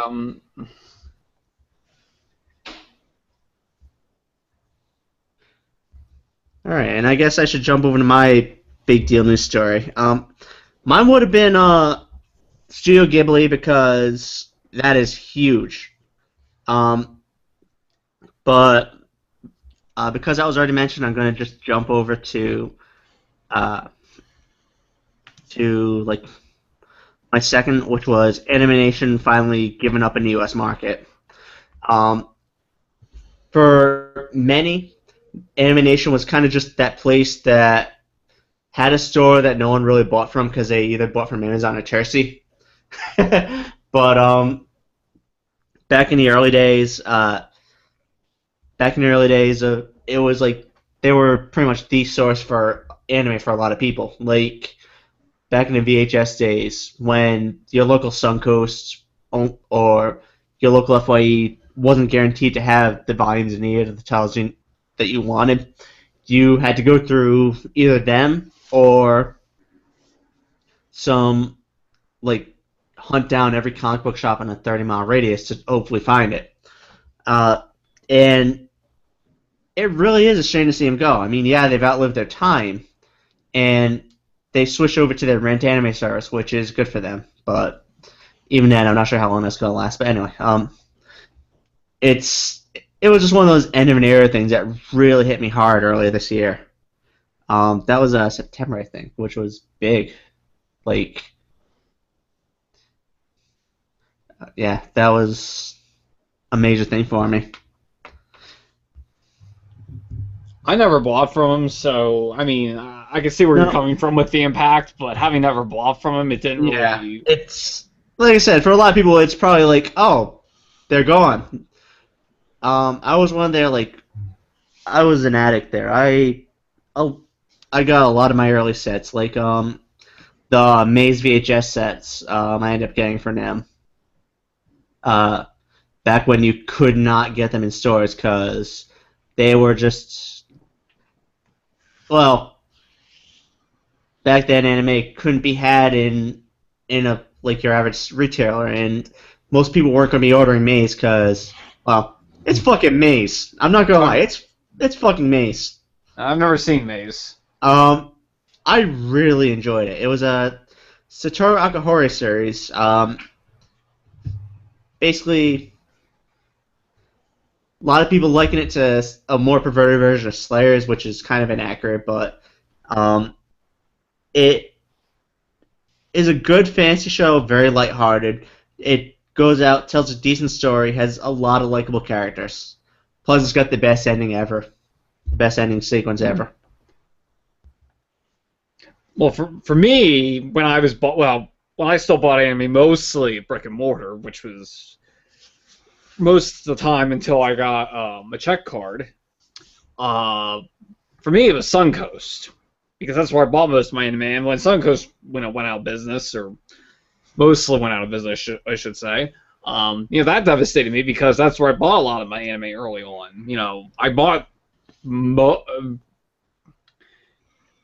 Trying to think how much I bought. I spent a lot of money there buying, and not even my anime DVDs, just regular movies and TV shows I bought there, and that really bothered me when they went out of business. And now I've mostly transitioned to Right Stuff for my purchases because, I mean, Best Buy barely has anime, and I don't like giving Best Buy money.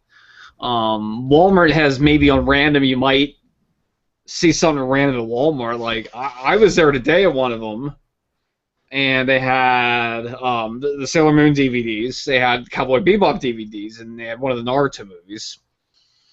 And FYE, well, they kind of exist, in my opinion, but they just exist. Oh man, my local FYE is great. It's like a portrait of the world before the bubble. I found stuff like really old Central Park Media releases of stuff like oh shit, what was it? Like they had like the Bird of the Mighty DVDs there, which was kind of awesome. Yeah, that's like that's why most of the FYEs closed down, because Yeah. until something's sold, it never left the shelf.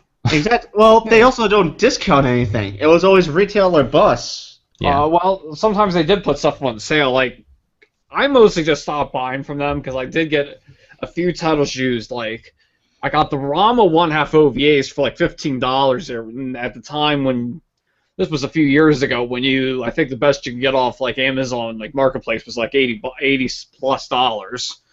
I actually got a copy of the Walmart exclusive version of Moribito for like $15, even though both sets I bought were used. But I mean, the last thing I bought at FYE was a pair of Audio Technica earbuds,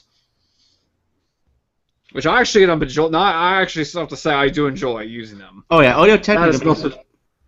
Yeah, actually, I got one of their turntables for Christmas. Oh nice. AT makes a fabulous product. My brother's a musician, swears by him. I know my mic and Matt's mic are both ATs. Now my mic, as I've said before, it's like I have a Blue Yeti, but I have, like I said, Audio Technica earbuds at work I use for my cell phone, which sound great. Like I said, I just got like I said, Audio Technica turntable for Christmas, and I've just used a little bit, but I've enjoyed. I mean, from what I've used of them, I like the products that I've used so far. Oh yeah, definitely. I've got nothing but good things to say about them. Anyway, back to the AN topic. Yeah, let's get back to anime. Yeah, but before we go further, I'd just like to say it is now 10 o'clock, 2 hours till the new year. Yep. So, woo! And you guys watching out in the audience are watching the Nerdy Talk 2014 New Year's Eve live special. Again, we are taking questions. Either tweet us, leave a comment, or tweet us with hashtag NerdyTalk2K15. We are watching feedback. We are taking questions, and unless it's something blatantly stupid, we'll be happy to answer it. This is all uncut, uncensored. You just missed some wonderful. I'm not sure if I could call it covert. It was definitely pretty overt racism earlier. Yeah, well, let's not be. What's over? We said some bad things. Alright, anyway, joking aside, yeah. Definitely, thank you for listening. We're going to keep rocking ahead. Those filthy humans. Yeah. Alright. Damn capitalists. Alright, sorry, back to AN. You were saying, Matt? Sorry. I was going to say that kind of the thing that stuck with, pretty much anybody who was saddened by this event remembers AN's presence. Like, I pretty much buy mostly from Amazon now, if they have stuff, because it's easy. Before that, it was either brick and mortar or Right Stuff. And AN was still around, but, Right Stuff has a better, more custom online store for their purposes. And it mostly has worked fine for quite a few years now. But even before that, there was just AN. And I think that's what a lot of people remember when they saw this news. Definitely. Definitely. Because I remember buying stuff from Anime Nation even before I ever saw anything in brick and mortar stores. Mm.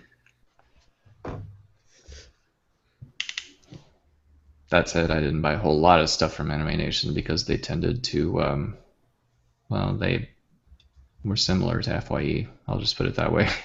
They tended to charge retail for things. Yeah, I mean, that's another issue they had, but it's a at the time it was like one of those things where it's like that when you're the only game in town, you can get away with it, you know. Yeah, it's true. I mean, And at the same time, they did have a good bargain bin back in the day.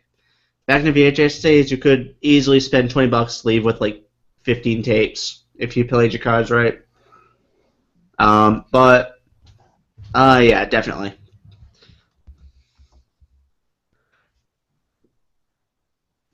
It is a shame, but it's clear that especially at the end they were outclassed. I mean, stuff like Animation didn't have active order track, like active stop tracking like Right Stuff does, which definitely hurts because nothing sucks more than ordering something than being told it is on back order. You'll get it when it comes in.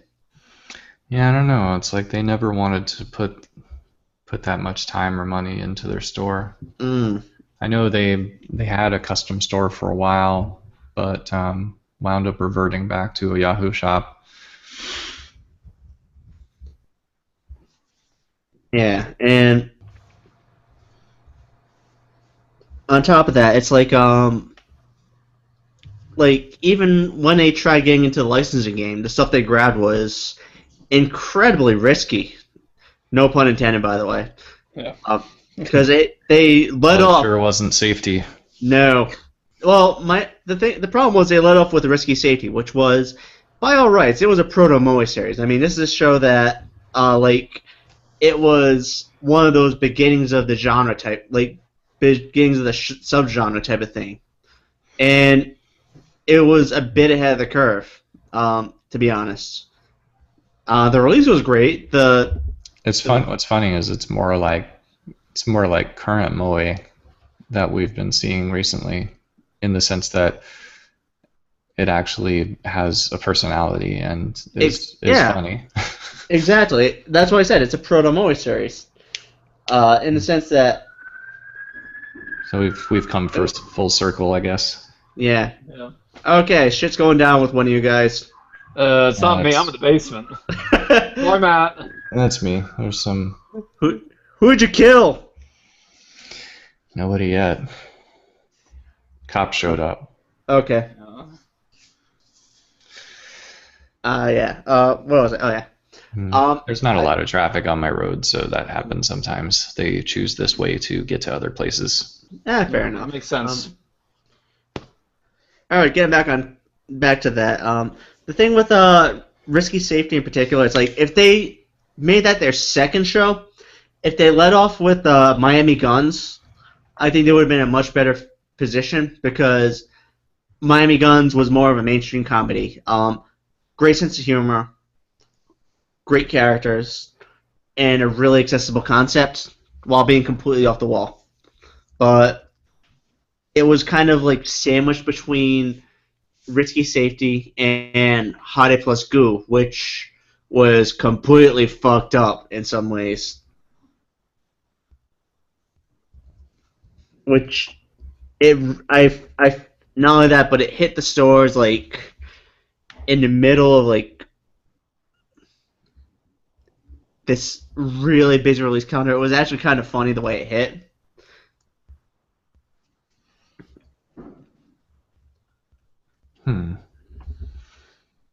But yeah, I do too much research for these semi-essentials pieces. Way too I've much. never seen anything they actually licensed before.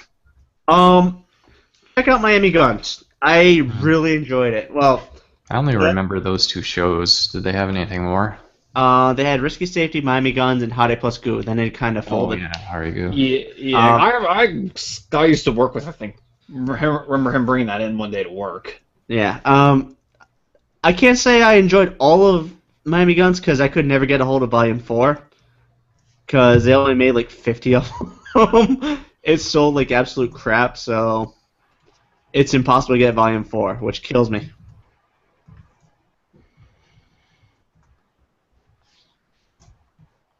But what can you do, right? Yeah. Just my luck. Looks like somebody's got a complete set for $13. Let's see. That's a good price, actually. I would probably pay that just for Volume 4. Yeah. Yeah, just looking on Amazon, nobody has Volume 4. Yeah, exactly. Yeah, I'm scouring eBay here myself. It's completely it pops up, goes for around $100, and it disappears. It's like you can get the first 3 volumes for $6 combined. yeah, Yeah, but that last one's gonna cost you. and you can't get the last one at all. Remind you of something, Matt? Oh god, Remind you of something? fucking Maison Ikoku. Yeah. I really hope Viz really re-releases that. Somebody will re-release it. Well, Viz still I has think the license, Discotek's right? getting out more. I don't know who has the license now. It also reminds me of Paranoia Agent. Yeah. And some of the other shows where you saw like that one volume was like really expensive, like Canon. I think it was like either volume 4 or 5 is that way. Yep. I was lucky to get all of Paranoia Agent for real cheap, and this happened right around when Satoshi Kon died. So Yeah. and that stuff was already pricey. I have to take a look. I think I have one of those special screen editions from Genion floating around.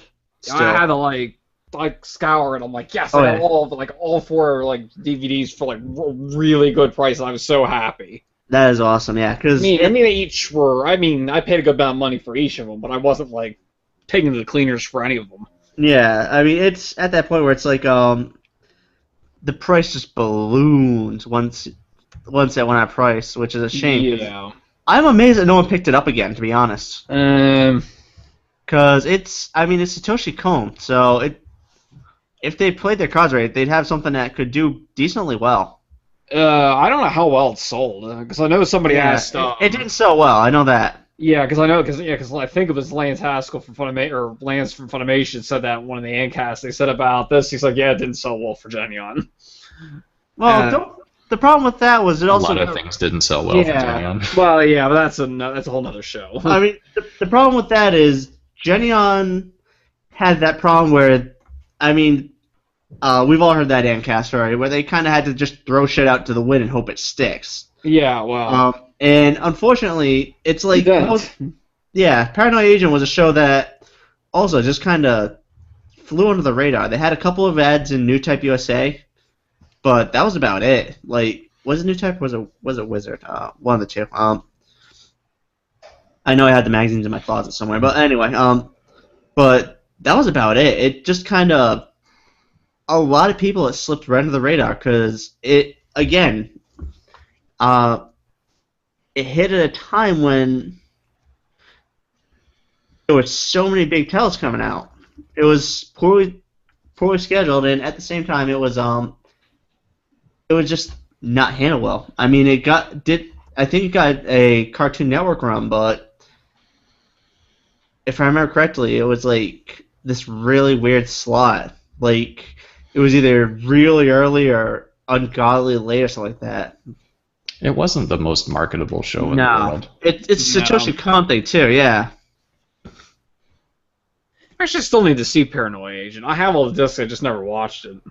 Here we go. What? Oh, I'm talking to myself here. One sec. I'm pulling up the release month for that one. Because it came out in September 2004. Yeah. Wow, it's 10 years old. I got one, and I think I got one. I snagged one of them copies at FYE. Because I know you'll get slightly back to them. You know, a lot of the one like I go to, you still see a lot of Genion stuff. Like I still kept seeing Genion's release of Ikitosen. You know, they have the singles there. Yeah, and there are a lot of old stuff. which is good if you want the old stuff. yeah. But Oh, hey, here's the complete collection on Amazon for $1,200. Only $1,200. hey, it's only a month's pay. Hey, let's look at it on a positive night. A positive note. You're paying Aniplex of America prices. It's fair. Yeah. Let's see. I'm gonna try and get Dorian in here because he. I'm gonna be trying to get Dorian in here because he's definitely back. Let me see if I can get that. Yeah. So, if you guys want to keep going, feel free. I'm gonna be kind of. Yeah. Yeah. Here. Yeah. Adult Swim did. I'm looking here on their stuff. Yeah. Adult Swim did have it. But.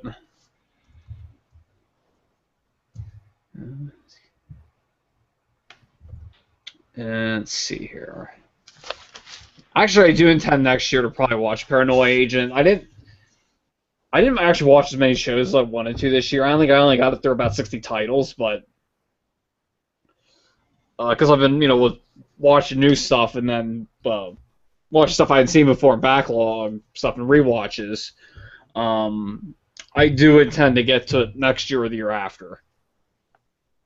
Because it's something kind of I always wanted to see, but this, when I watch something, like when I pick a show I'm going to watch next, it's just like I have to see it, and then it'll be like, yep, that's it. That's going to be the one, because if I try to start something and I'm not in the mood, it ain't going to work. I'm just going to get and be like, nah, no.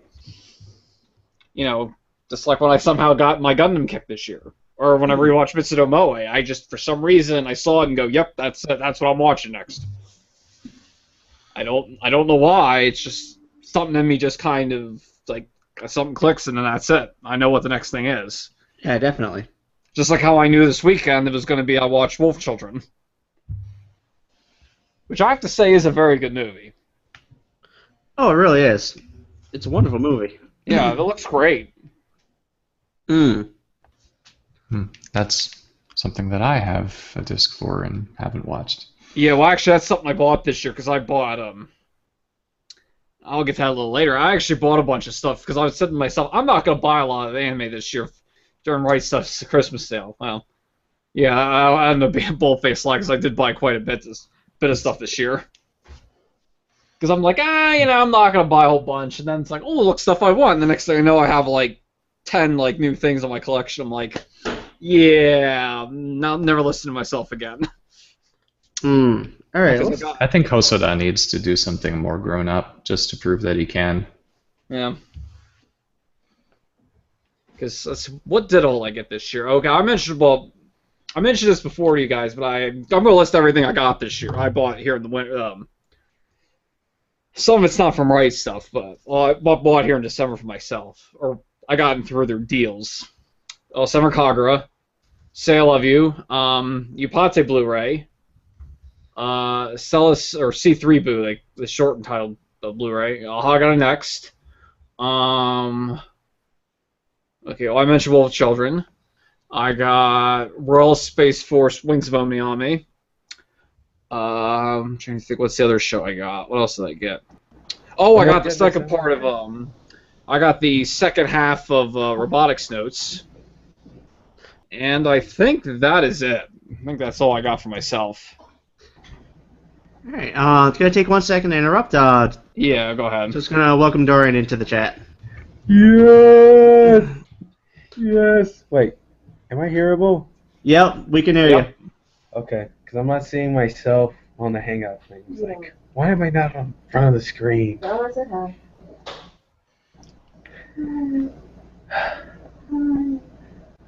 The good thing is I'm here now. Yep. Oh, yeah, I also forgot I did get both seasons of Yorgaman. And this one I ordered, but they didn't have it in stock yet, is Naughty the Secret of Blue Water Blu-ray. Good stuff. Yeah. So. Now that we know your inventory. Yeah, now we know your inventory. See, you now have more inventory than Ammunition had earlier this year. No, I was kidding. Oh, come on. That was bad. Hey, Too soon. oh, shots fired there. And probably I all know. of us could start a store. I could start at least 2. I've got boxes upon boxes in my fucking I got basement. a shit ton of stuff I could sell. Oh yeah, I got boxes upon boxes in my basement still. Oh, way to brag, guys. Damn. Yeah. Oh man, It's not bragging, exactly. no. It's a fact of life. Yeah. Fact of life. Like, Yeah, oh, I it have too is. much anime in my house. Oh, I do. I have a shit ton because I think I have like all the singles for like the Tenchi stuff that Genion released. Mm. Because I bought all those when they had like their fire sale, like I think in 2008 or 2009, where it was like 5, 10, 15 for stuff, and I'm like, oh hey look, Tenchi Universe, I'll buy that. Oh hey look, Tenchi Muyobi, I'll buy that. Tenchi Tokyo, which nobody liked, I'll buy that. Oh hey, the movies, I need those. Ah man, and The first movie is really good. The Yeah. second, not so much, but not terrible. second was enjoyable at least. I've only seen the Honestly, though- first film. Funniest thing, what I remember most from that second movie was the fact that it was somehow a Christmas movie set in the middle of fucking summer. I don't know. Hey, maybe it was. Maybe it was. Hey, maybe they were in Australia. Well, Or maybe no. they were somewhere south of the equator. It's the title is Minatsu no Ivu, so Midsummer's Eve. But the very beginning, very ending take place at Christmas. It was like one of those weird things. I don't know. Maybe they were celebrating Christmas in July. I don't remember what the whole thing was on that. Yeah, Because it was. Let me see if I remember this. Opens at Christmas. Ryuko's drunk, of course. yeah. Then flash forward to summer. Tenchi finds mystery girl Mayuka, who claims to be his daughter. Blah blah blah. Character development. Blah blah blah. Hey, it's Keone. Blah blah blah. Hey, look, this is a tree we have in our planet Jirai. It's like a Christmas tree. Blah blah blah. Spoiler time. Mayuka. Stuff happens. Blah blah blah. It's Christmas and happy ending. Ta-da! Yay! Sounded like there was a summer in there. Yeah. Yeah, somewhere. Somewhere. Somewhere. Anyway, yeah. What's the first movie based in the summer? I think. I haven't seen that first movie in so long. I don't remember. I remember they went on a field trip to like Paris or Yeah. something. I think the first one was all about him, Chenchi, having the hots for his mom. Yeah, pretty much. Yeah, we're gonna really do need to see that again. See, because I only think no, it wasn't this year. It was last year. I rewatched the OVAs, the original OVA, the first two. I haven't rewatched that third one that everybody hates. So I need to see that, and then I think I'm gonna rewatch Tokyo and or Universe and Tokyo, and then I'm gonna go through watch the movies because I guess I only seen the first one, and I own Funimation's releases of them, so I want to see the rest of it. Rest of the movies because I have the Genion ones, but that second disc for some reason never like worked. I'd play, and then for some reason went right back to the main menu. Huh. You know, there's one bit of Tenchi animation that will never be released here. Is that the new one? No, it's actually from the original OVA run. It was a music video, officially written up and packaged on one of the original, like the old laser discs in Japan, called Ojo-sama to Oyobi, which was Call Me Princess, and it was really fucked up because it's like this. It's Ayaka singing about bondage. Outstanding. Oh yeah, it is canon. That's the weird part. It's canon.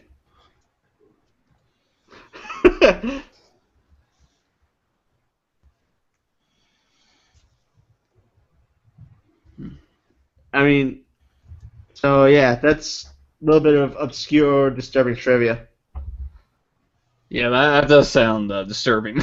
It is. It is. But yeah. Anyway. Actually, you want to know something interesting? There was one feature in the original Pioneer releases of the Tenchi stuff that I really appreciated. Tenchi the Movie 2 had a Tenchi Encyclopedia, which was like a surprisingly for what was basically a throwaway movie. It was a surprisingly in-depth, like, multimedia guide for the series. Like, it gave out full like full character documents, stuff like documentation on characters, situations, plot outlines, even video clips were warranted. So it was really kind of interesting. But it's something that I don't know why it was on Tension Movie 2 at all. I don't know, maybe they had to put it somewhere. Yeah, they had to put it somewhere. But, I mean, it would have been more in place in, like, the OVAs or Universe, for sure. Yeah, probably.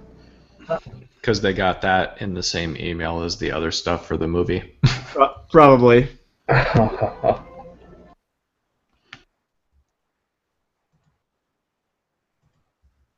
Yeah, probably. Yeah. All right, so Dorian, what would you say is your big news story for the evening? I mean, for the year. Don't. No. Because there's so many. Like, literally, it's like when I looked down the list, I was like, holy fucking crap, this year was kind of eventful for A lot happened this anime year. in general. Or at least ones that have actually, or at least the year I actually started to pay attention to it. But I will say, probably the big one for me was probably the Funimation to dub shows that they air in Japan. That was pretty big. I mean, because we see Space Dandy do it this year, earlier this year, and Funimation was doing it online, essentially, but that's still impressive to me. Yeah, they launched for those that didn't hear, Funimation, for their paying streaming subscribers, are dubbing shows that they air in Japan. So it's not a one-to-one live dub like they tried to do with Bandai tried to do back in the day with, like, I think it was like Kurokami, something like that. But Yeah.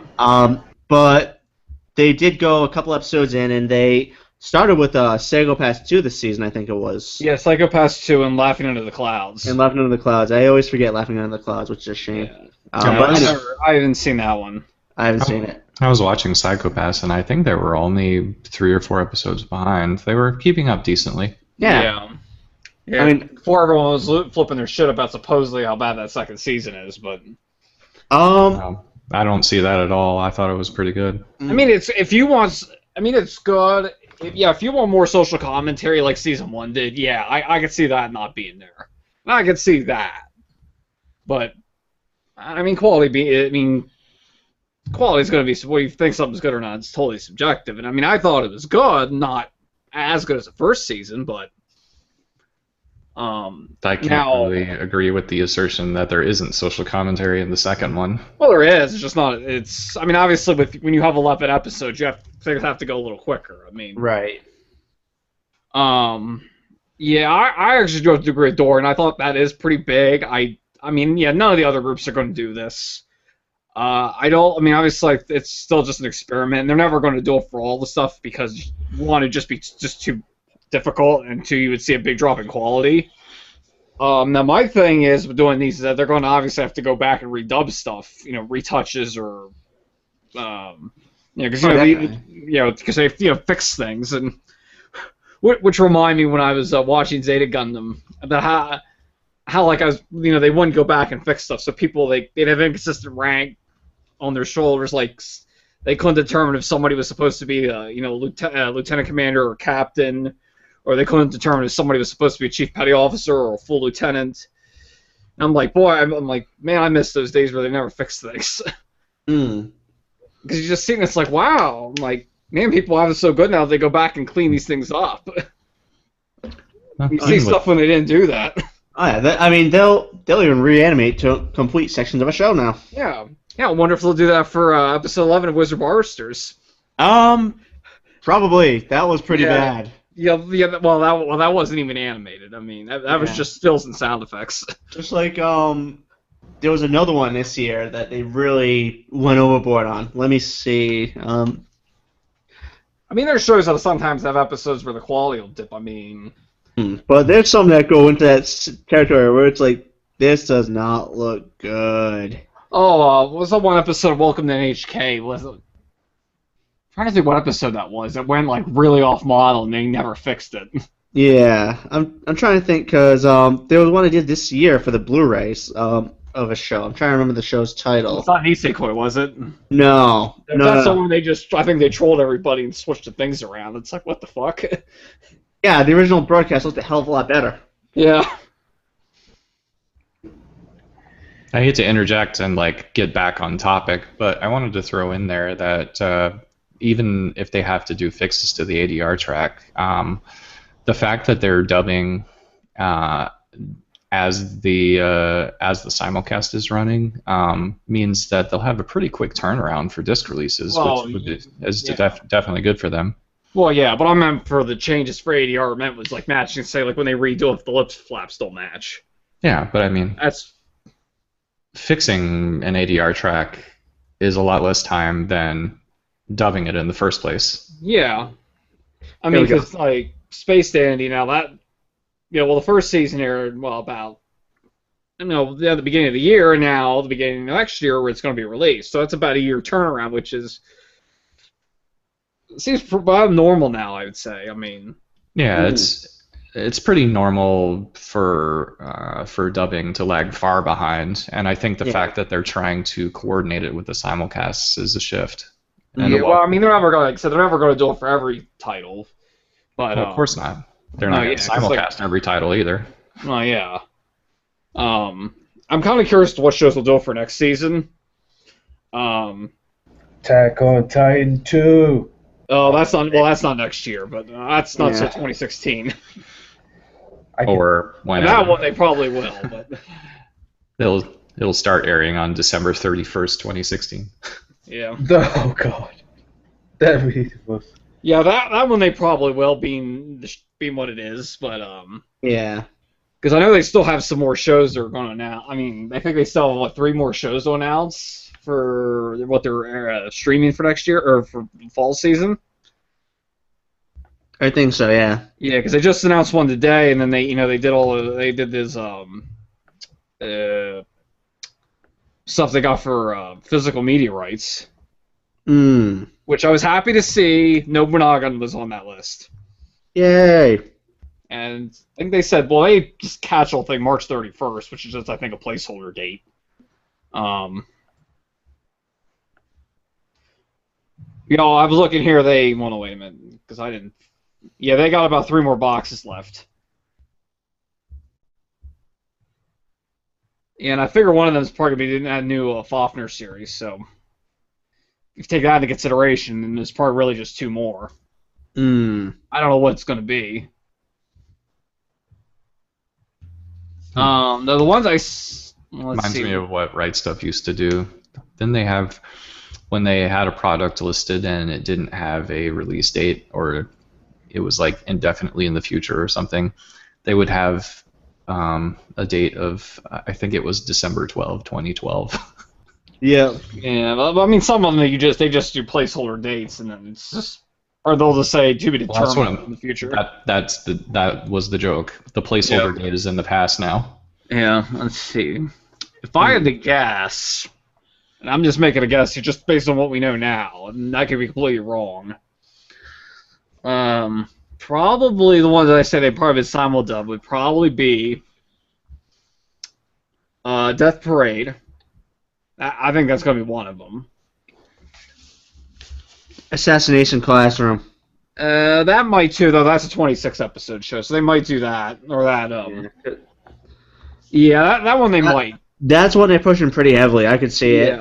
Yeah. Or well, I was surprised they did get that cute High Earth Defense Club Love. That one kind of surprised me because I thought Sentai would get that, but I was wrong. It's like I'm wrong a lot of things this year. It seemed. Just like I thought Death Parade would have went to Sentai, because that seemed like something they would Yeah. do, but Well, just like how a lot of us thought Yawapita would have gone to someone else. No. No one saw a discotheque getting that. well, I don't think anyone saw it getting licensed. Period. Oh yeah. Well, I could see it getting licensed because it does have a pretty big cult following. Yeah. But Yeah. I mean, it is so good to see Discotech get into some newer shows, even if it's just one at the moment. But Yeah, it is. and I know that's probably going to be few and far between. But Oh yeah, because their wheelhouse is the old stuff. Like that is their bread and butter. same with Nozomi, Yeah. which Yeah. is fine. I mean, somebody has to, that old Oh, stuff, still needs loving too. I mean, Oh god, yeah. I mean, I think they all get what they're able to, and Yeah. most of the time they're just not able to get new stuff. well, yeah. I mean, Discotech obviously is just a little company. I mean, Yeah. they just mostly get a bunch of older stuff. And Nozomi, they just get most of the license. I think just license recipes at this point, or just some older stuff. But they were never a big company to begin with, so. I mean, though occasionally you get the big ones going after something old, something old. Though that's Yeah. not too much anymore, barring most of the stuff they're going to get's like big name titles, like Cowboy Bebop or Sailor Moon, stuff that that's going to sell. yeah, someone's gonna sell at least hundreds of thousands of units. Yeah, I mean, Maybe a million. yeah. yeah, I could see it, but it's very rare that you're gonna see the big boys go for something that's more than a year old. Yeah. Well, I mean, yeah. Because they don't have to. Exactly, because they Yeah. they can get the stuff that the fans are like fiending for right now without as much trouble. I mean, there's a lot of work that goes into getting those old shows because sometimes it's a case of unclear rights, sometimes it's a case of not being able to find the materials. Like the show Eat Man, one of Benji's favorites. Apparently, Bandai lost the master tapes after they did the VHS release. Like, outright lost the tapes. Don't! Like, so, unless they find them in Sunrise's archives or they find a way to make a duplicate of what they have, that's not going anywhere. Yeah. Which is a shame, because E-Man was really cool. I mean, And then it too, was obtuse as all fuck, but I loved it.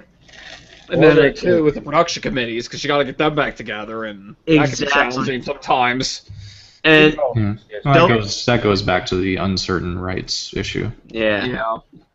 Exactly. Like sometimes it's like one of the shows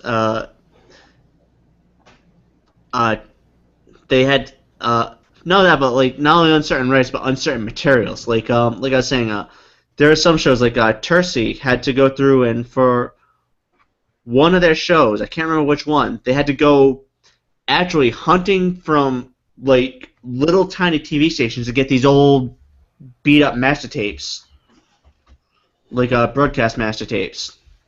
I can't remember which show it was. It might have been Princess Knight or something of that nature, but I can't remember which. Off the top of my head. Yeah, the floor doesn't stay dirty very long in Japan. You know what I'm saying? Yeah.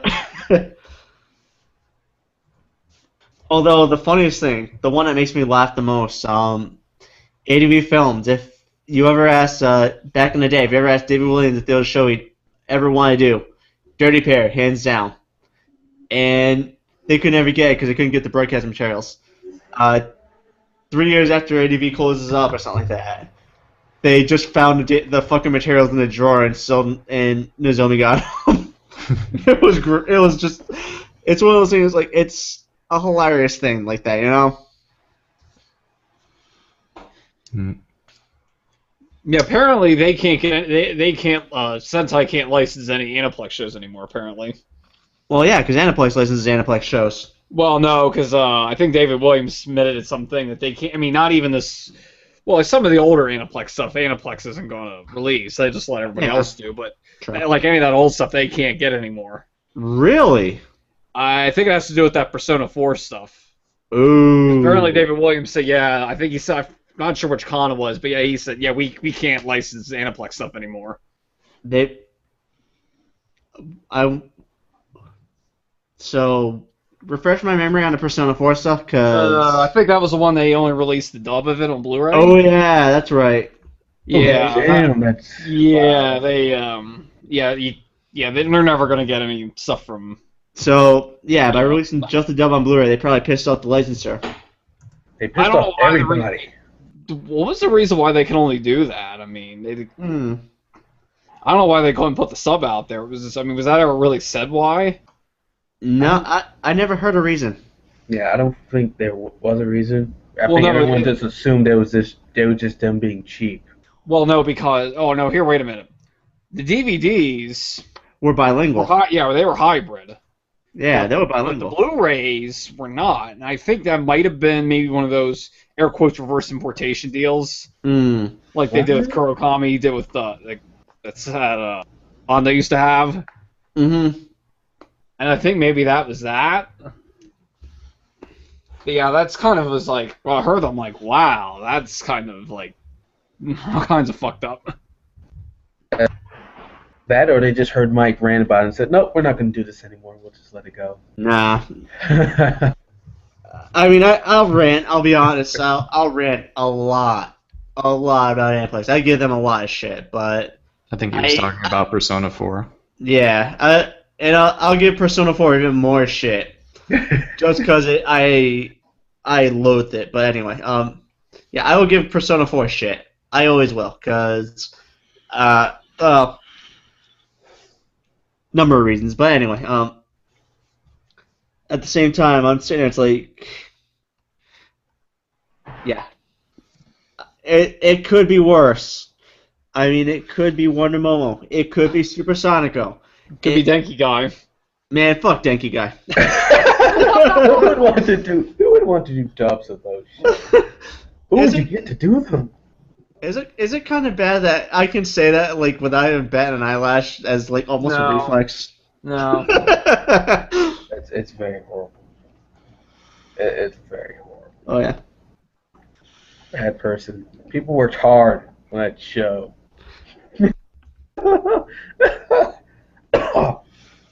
Yeah. Yeah, they had to jerk off night and day for that to come out. Oh, dude. Oh man, that's Hey, that we're was- offending everybody. Oh yes. At 10:30 p.m. I should reiterate this. Disclaimer.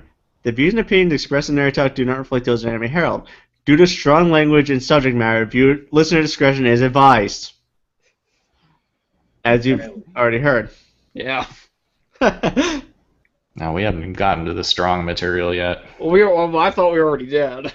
Yeah. For a country I will not name. Yeah, especially.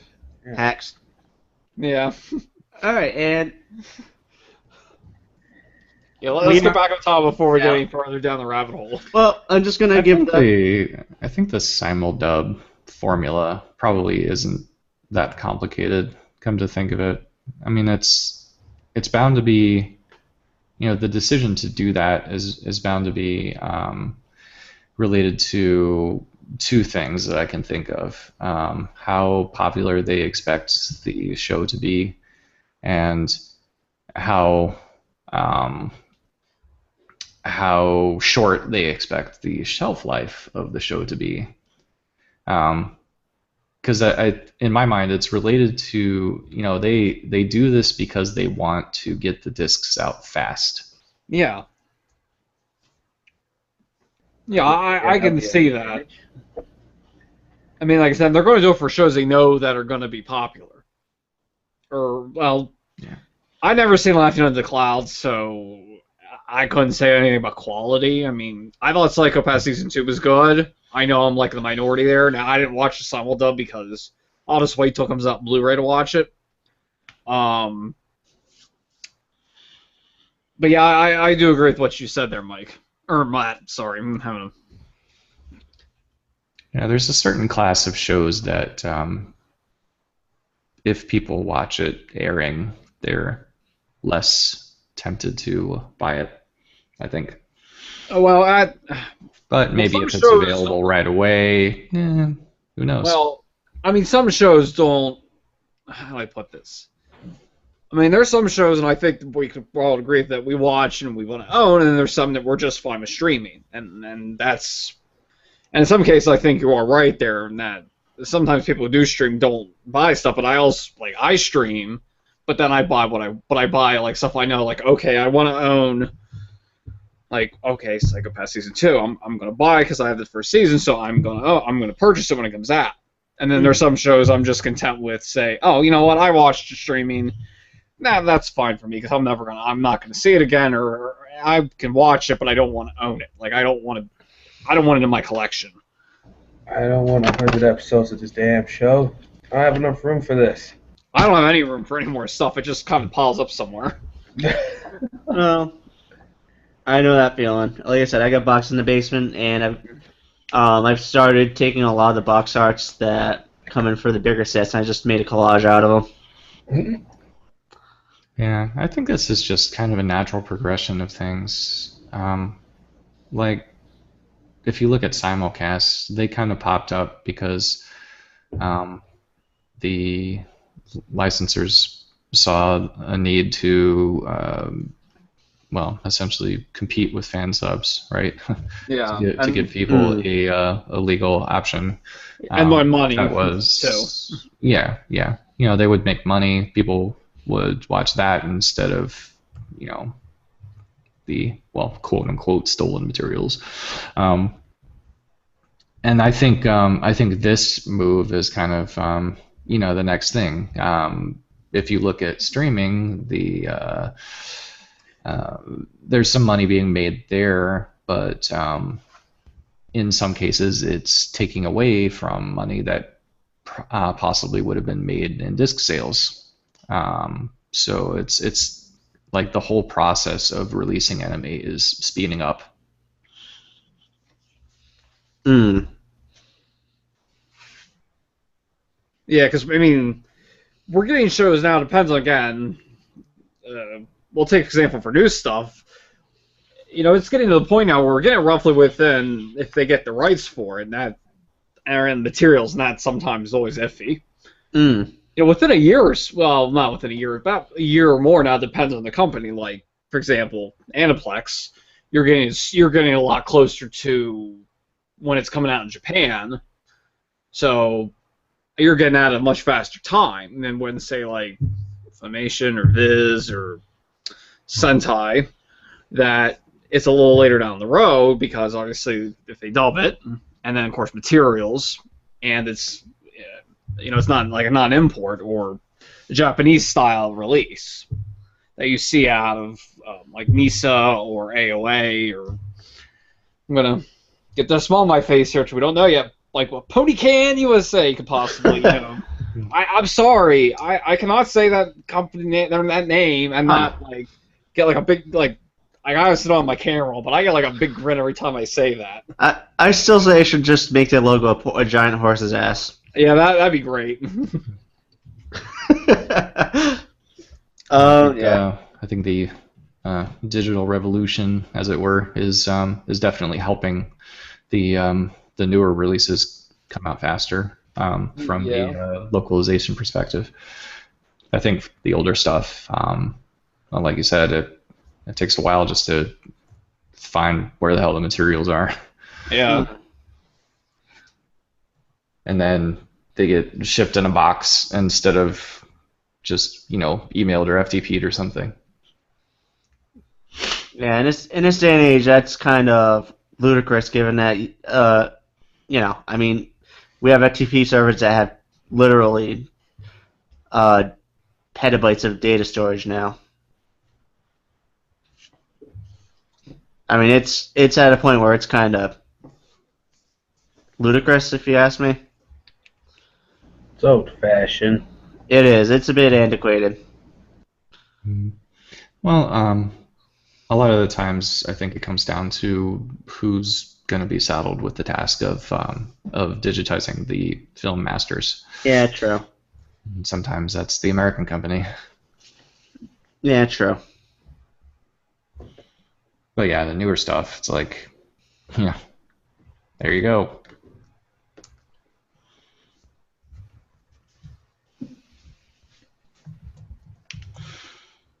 All right.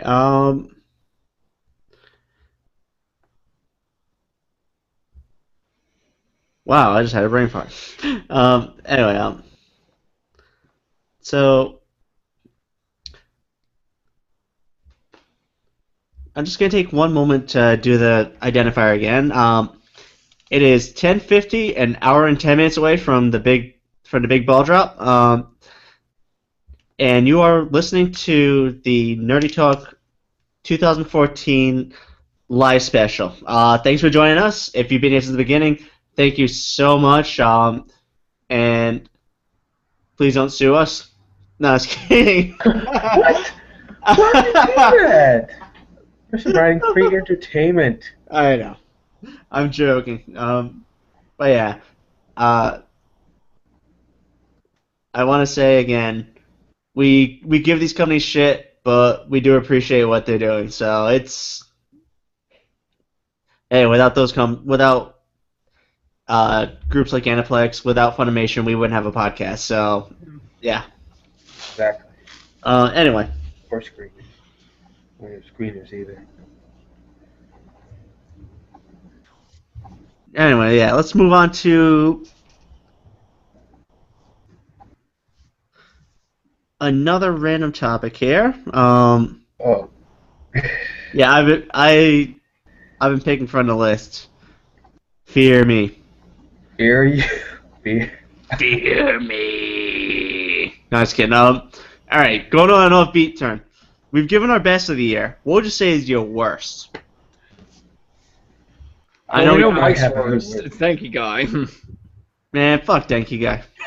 Mike has like No. 3 words and they're all the No. same. My worst is probably Super Sonico, because that was so bad that I forced myself to forget about it. Yeah, I brought it back up because first you were saying, what were you saying? Wonder Momo. Yeah, you were saying Wonder Woman's the worst. Oh man, fuck Wonder Momo. Man, fuck Super Sonico. Why do I watch these? Oh yeah, I watch them so I can inflict them on people. That's right. Super Sonico. I could not. I mean, I tried to watch this, and it was just one of the most pointless, meandering, senseless, boring shows I've ever seen. Like, the characters had the personality of a block of wood. I mean, literally, my kitchen table here. That's more personality than that fucking show had. It tried to give out this impression that it had an identity, and it didn't. I mean, it was clearly just an ego show where the mascot of Nitro Plus got her own TV show. So let's make her perfect and awesome and just a little bit clumsy. And oh my god, fuck that show. Fuck it. Fuck that show so hard. Alright, I'm done. Are you really done? So when you say "fuck that show," could you into more detail what you mean? Let's not do that. What, you want me to start going into angry Nintendo nerds? Any video game nerd territory? It's saying it, I would rather have a horse sit on my face and take a steaming hot shit than watch that show. You want me to say that? No, I prefer you not to. So yeah, we'll keep it at that then. Yes, God. Yeah. I had 2 the last time, although the more I think about it, I'm just going to say Wizard Barsters. And I sort of didn't really explain very well why it was bad. It was kind of very, very clumsy on my part. So here's a better explanation why it's bad. The concept itself was actually pretty interesting. Basically, in this world, that the show is set in, humans and wizards live together. Or they coexist, I should say. But wizards are discriminated against. They can't hold government jobs or jobs that help the public, so they couldn't be police officers, for example. And if they use their magic in any way, they have to either get special permission, or if they don't, they have to face in front of a court system that's specifically set for magic or for these wizards. And there's now the main girl, who's a 17-year-old girl, that's, of course, teenagers, but had actually one thing I thought was very interesting, was that she was half Japanese, but she was also half Canadian, which you don't really see a lot of Canadians in anime. So I will give the show credit for that. And the concept itself is actually pretty good. it was a pretty interesting concept. So what went wrong? Well, let's talk a lot of things. One, the courtroom scenes were pretty much basically, it was a joke. It was kangaroo courts, and basically courts don't work that way. Two, they just couldn't seem to focus on the plot. Like, they just kept doing all these little things, and they just didn't, these little stories and some concepts all had, and just, but really the big thing that did it was the last 2 episodes were probably least specifically episode 11 had the least animated episode of anything I've ever watched. It was basically stills and sound effects. It was so bad. And then they threw in some kind of some story like two episodes ago that was not even like, I don't think hinted at, if I remember correctly, at all before. And you know, that just shows just, I mean, it was really a waste because it had some potential to be good, but it just squandered it on doing some useless shit, and then just all of its animation budget went out down the drain. I really hope they do fix up episode 11 for the physical release, only just to actually see what it's supposed to look like. Although I'd kind of laugh if they released it and it was still that was the only version that existed. That doesn't have that's not cleaned up, but it's still just a bunch of stills and sound effects. I mean, it sucks when you have that because the scenes that were stills were supposed to be action scenes, so you hear, like, say, people firing guns, except all you would see is a still, and then it would be like another still where people were supposed to be talking, but they're so far, it's like such a wide-angle shot, you can't even, like, see anybody's lips, or see their mouths moving. And then it'd be another sound effect, which is obviously supposed to indicate something happened, but then it's still just another fucking still. They're doing the Evangelion thing. It's artistic. Yeah. Or they're doing the Yagashi thing. Artistic my ass. Yeah, there were a couple episodes of Karekano that were quite thin on the budget, you could tell. Yeah, well, that's Gainax. I mean, this was ARMS, so. Which is really odd, which is really kind of disappointing because that first episode actually looked really good and was animated really well. I guess that's where they threw all their money, but yeah, I mean the point was that shitty last episodes due to bad budgeting is not. No, it's not uncommon. I know. Not that uncommon. Yeah. Yeah, that happens all the time. Because I know there was one episode, Psychopaths, that happened, and I think somebody apologized, and then I know Karekano had some stuff. Meikaku City actor. Although I tend to think that stuff at Karekano they were being creative with some things. Yeah, well, the thing with I think they were being creative with their, oh shit, we're out of money. Yeah, well, not only that, but correct me if I'm wrong. The last episode was like, had a bunch of manga stills among other tricks. Well, they've done that for other stuff that Gainax has done is throwing that in there. But correct me if I'm wrong. I understand, but I'm saying it was excessive. But correct me if I'm wrong, though. Wasn't part of that also Hideaki Anno basically saying, "You want your work close to the original manga? Here you go, bitch." I don't know. I wouldn't be surprised if that was part of his motivation for using that particular tactic. Yeah, because, I mean, don't forget, he had a very, very well-known feud with that woman. Yeah. Which is truly unfortunate, because... It is. Because, I mean, that was a great series for 26 episodes. I mean, yeah, the ending you can sort of say is, maybe not the best. Because there was more manga and it gets kind of dark. Which I won't spoil for anybody who hasn't read it yet. The ending wasn't bad because of the shortcuts. It was bad because it ended there. Yeah. Yeah, I think that's kind of like it just ended there. Yeah, fully agreed. That's why I was kind of hoping they would have. I know it'll never happen because she supposedly hates the manga, hates the anime version of what they did. Mm-hmm. Because there was, like I said, but I think what would have also been awkward about is because as it went along, it didn't really get so much in comedy. It got kind of dark. Mm-hmm. Like the main guy's dad comes back and then he tries to kill him. Oh yeah, Well, I'm sure that she hated it because it was entertaining. Yeah. well, the same thing happened with Fruits Basket too, if you I remember. don't know how you correctly. can make I don't know how you can make a comment out of your dad pointing a gun at Yeah. you and he's going to shoot you. Well, yeah. Well, the same thing happened with Fruits Basket too, if you remember correctly. I mean, that got incredibly fucking dark. I never read the manga. I've never seen Oh. the anime. The anime was generally lighthearted, fairly humorous through most of it. I mean, there were some darker aspects, but oh my god, the manga was dark. I mean, they had like outright child abuse in parts of it. It was like night and day between the two, and you can definitely tell when there's issues that arise in that stuff. You know. Yeah, I know they'll never get a second season of Harakano, but hey, man can dream. Oh, I hope my kid it'll never happen. I guess it's unfortunate, but yeah, I think I read the manga a little bit past that point, and it wasn't really keeping me. So I read the whole thing. I mean, most people dropped it when I say he was aggressive with her. Some say that he raped her, but the main dude raped, I guess, that girl. I can't think of her name now. Yukino. Yeah, I don't think he did, but.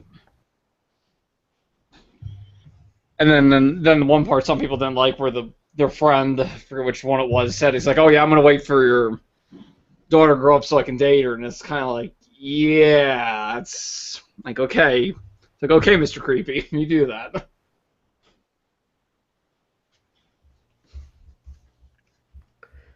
Anyway, my point was I'm not concerned if they. I don't think I would be terribly interested in another season of that. Well, they'll never do it, but I mean. Yeah. Well, you brought up the prospects, and I said I would be interested. No. I can only ever see any of it rebooting happen is if the manga wrote it herself. Instead of saying, no, fuck it, I'm not having anybody write the script, I'm doing it my way.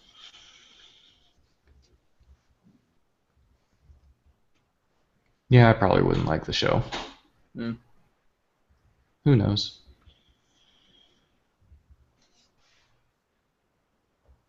All right, moving on. How about you, Dorian? Your pick for worst of the year? I'll mute my mic here. Okay, let's see. One podcast that said Black Bullet. I still kind of hold to that, especially since I have to finish my review on it. And I was told by the editor to go, why don't you go watch the show again and take some notes? And I went, hell no. I don't want to watch the show. I don't want to watch the show again.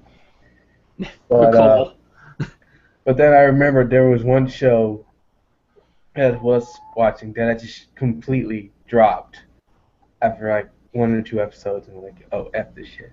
A show called Magical Warfare. Yeah, that I've seen like the first episode of that, and I wasn't crazy about it. I was like, this is the most generic bullshit I've ever seen. Yeah, that ending apparently pissed everybody off, apparently. Uh-huh. I would guess so. Like, first you have a generic name. It's like, and then the characters are generic. Plot's generic. The animation's generic. And the style of the characters, they just look like... This is like if a 14-year-old was trying to draw anime. A semi-talented 14-year-old artist trying to draw anime. They just look so sharp and edgy, but not in like the cool edgy, but like, you need to make this round edgy. It's like, I'm gonna dub, from what little I've seen of that show, I'm gonna dub it average the anime series. pretty much just average. Yeah, that's just because like generic, average generic MC Kun, generic storyline, generic, I mean, and there's Madhouse, but Madhouse of course hits or miss too. I mean, no studio's perfect, but yeah, that one I'm glad I dropped it when I did. Yeah. I dropped. I think I started a little bit of the second episode, and they're like, "Let me tell you about the world." I'm like, "Nope," and I bailed out. Like, no, fuck this. Exposition. Oh, bye. I'm sorry. like Black Bullets. Like, damn. Yeah, Explain whatever. this shit. Yeah, that Black Bolt. That was how again. I think I sort of agree with what you said last show, is that it had a lot of potential, just wasted it all. Although I still think that's the only anime I've heard in recent times where somebody actually said Japanimation.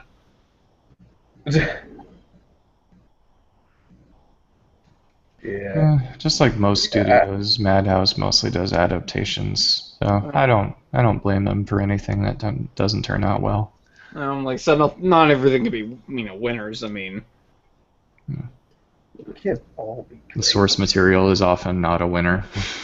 yeah, because I think even the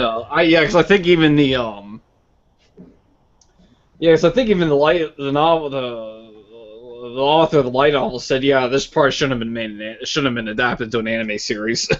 This part? How about the whole... Oh. No, I'm talking about Magical Warfare, not Black Bullet. Right. Yeah, I think he's like, yeah, this shouldn't have existed. This shouldn't have existed. Well, I mean, he said it wasn't good format for. I think he said this wasn't like a good a good series to make into a. TV show. Yeah. I think that's what it was. I could be wrong. Yeah. Wait a minute. I might be wrong here. I mean, I could be. Maybe he just regretted the whole thing. It's like, well, it's out there now. It's too late. Can't take it back. I'll just sit here and make my thousands of yen. Yeah, pretty much. All right, and just going to send this out. We are less than an hour till the new year in Eastern Time, so when we get down to the last 5 minutes or so, we're going to start the countdown. Yeah, as I got my TV on here in the basement, which is right now it's just local news, but yeah, I've got a just a rolling clock.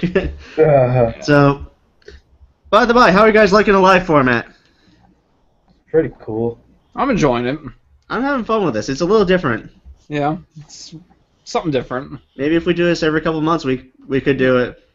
Yeah, maybe Mike won't have his mistakes when he does the openings. Oh. That our listeners don't know about.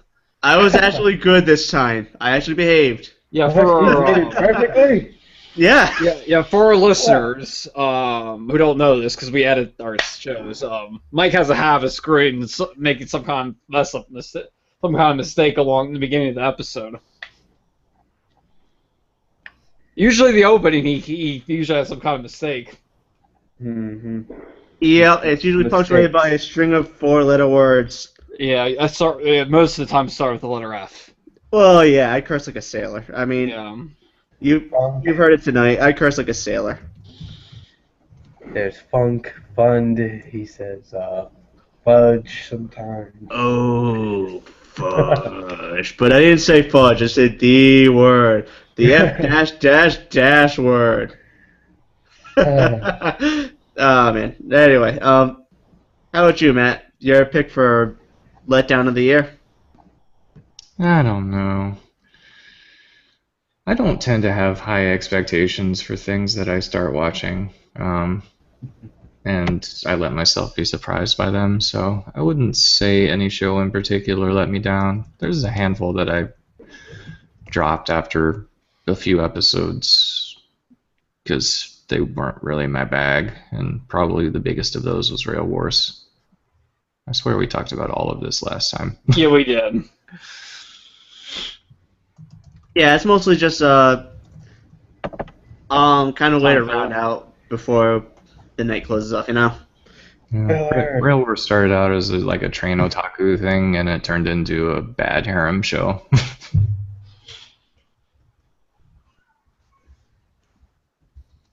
Oh, yeah, I mean, Yeah, that one episode was enough for me on that show. you bailed at the best time. I tried. I really tried. I mean, I like trains. Yeah, and I mean I got this like You're Under Arrest vibe. Not like a good one, but like I'm trying to mimic a show that's actually amazing and only getting like a quarter of the way there. So I mean, I tried to enjoy it, but then you had that episode. I can't remember the episode number, but it was one where, it was pretty much this thinly veiled attempt to get one of the female leads down to her bra and panties, and that was it. It was pretty early. It was like the 4th or 5th episode. I thought it was like 6 or 7. I could be wrong. All I know is I didn't get very far in that show. Yeah, I gave it 1 or 2 episodes after that. I'm like, fuck this. Not for me. Yeah, I mean that's skeezing. That's skeezing. I mean it's bad. Yeah. Hey, we all got mine. We all got mine. It was a 3-way. It was Super Sonico, Wonder Momo, and Persona 4. What about the one you said? Anything? The Daijin? Man, fuck Denki guy. Yeah, all right. It's a 4-way. I had pretty much one for each season. Wonder Momo, Super Sonico, Denki guy, and Persona 4. All 4 of them just let me down in ways that I couldn't think of. Like, I went over Denki guy earlier, but basically, same plots I've seen a billion times before, done worse. Wonder Momo, we just heard my nice, fun little rant. Wait, no, that was Super Sonico. Wonder Momo was just absolute gutter trash. I mean, it was just garbage. Like, this should not have been made, even if it as a game license. I mean, Battle Arena Toshinden was more entertaining. Tekken the movie was more entertaining. I mean, motherfucking Voltage Fighter Gaokaiser was more entertaining than this piece of shit. It was absolute fucking garbage. It was terrible. I mean, it's kind of bad when I can say, with a straight face, I liked Hyperspeed Grandal more than this. I liked Knights of Ramune more than this. I liked RCC. Alright, I'm not going to go RCC. That was just unmitigated garbage, too. But anyway. In Persona 4, the issue was I just felt it was too rushed. Like, way too rushed. Your problem is you still try to watch everything. I only watch stuff that I think I'm gonna like. Exactly. Tries to watch it, and it drives him crazy. Drives him absolutely nuts. I think I'm only watching 3 shows next season, max. Only 3. Well, whatever keeps you sane, I guess. That or there's just too many damn shows. They really are. Mm-hmm. Yeah, and some stuff like I have interest in, but it's getting pushed for like later times. Like I'll watch it like at a later, like Call Me Salt and Kiss season 2. I'm just gonna wait till Funimation dubs that, then I'll watch it. Yeah, just like I have a feel like that. Every season I tend to end up with a couple. Well, some it's just some stuff I go later because I hear good things. Like there's a story I did with Shonen Hollywood, which I took about 8 episodes, but I actually ended up not being completely terrible.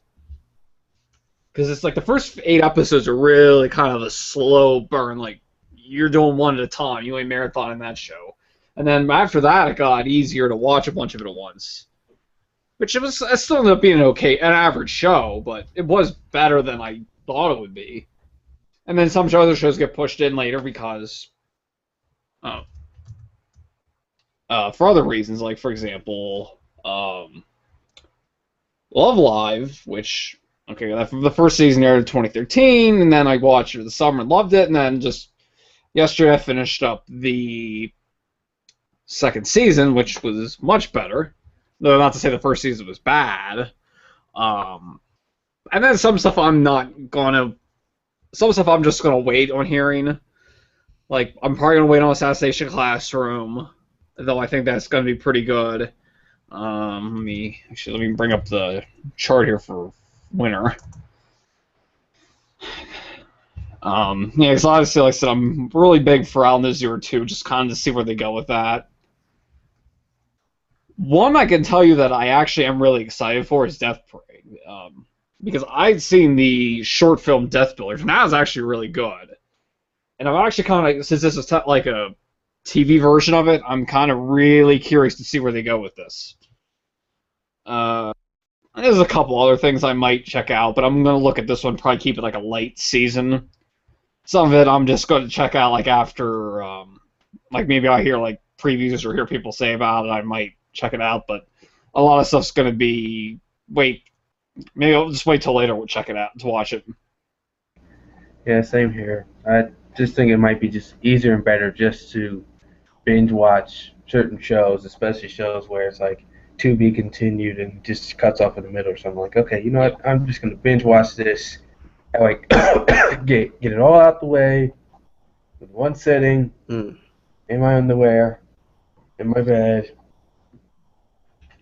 Well, some shows are better for that. Some Yeah. shows are much better watching in marathon or multi-episode bunch than just once a weekly basis.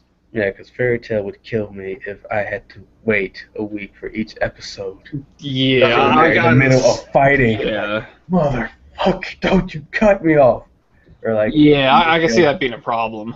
Or like Dragon Ball Z or Yu-Gi-Oh! When they're in the middle of a duel or a fight, and it just cuts off in the middle of the episode. Cuts off. I'm like, I hate. Yeah, but usually the next episode would just keep them charging up or doing whatever. For 10 more episodes, you'd have them charge up a spirit bomb. Yeah.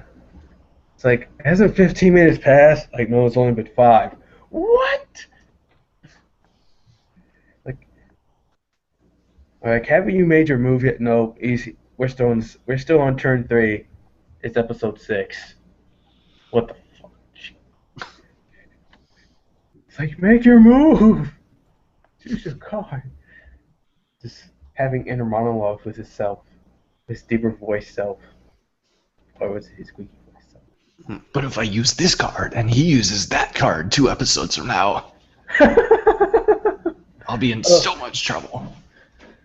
Yeah, that has been a pleasant surprise to see that on Netflix. I did not see that coming at all. But what's that? Yu-Gi-Oh. It's our consolation prize for not getting a whole series on Crunchyroll. You can buy the DVDs, which are basically just that the TV edit. Because those are out. I just want to see the original Japanese. They used to have it on YouTube. It was in the RAW format. I remember seeing that years ago. Yeah. Because I used to watch it, and I'm like, I got no clue what the hell they're saying. Because it was Japanese, it was raw, but I don't care I can't understand what they're saying, but I don't care. I'm just gonna watch it, and I did. Yeah. And then they took it down. It's like, oh crap, we can't do this. Well, I remember. Wasn't it Toei or somebody from Japan that did that legit? It wasn't like a. Actually, funny enough, that was 4 kids in their last days. No, I'm talking about that was 4 kids in Jap. Yeah. But they were the ones that put that on YouTube. Yeah, in their last days, that was 4 kids. No shit. Yeah. Surprisingly. Yeah, because they didn't want to give out the uncut DVDs. They only made like 5 or 6 of them and decided, oh no, we're not going to do this anymore. It's like they had a different brand. I can't remember what it was, but they were testing out like doing the RAWs and stuff to see if people would actually take to it. Yes.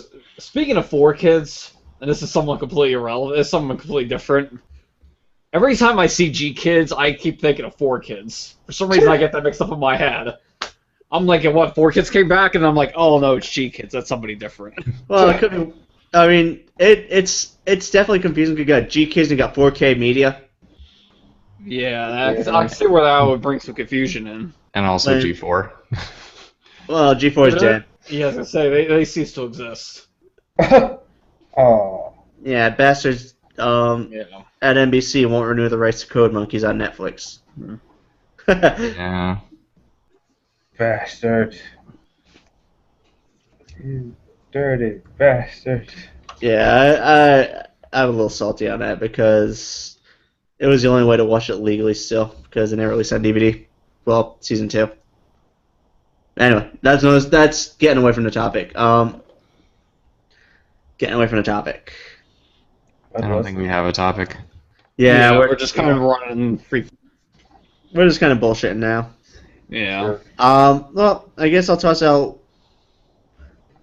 one last structure for a quick comment. before we hit that last push till the new year.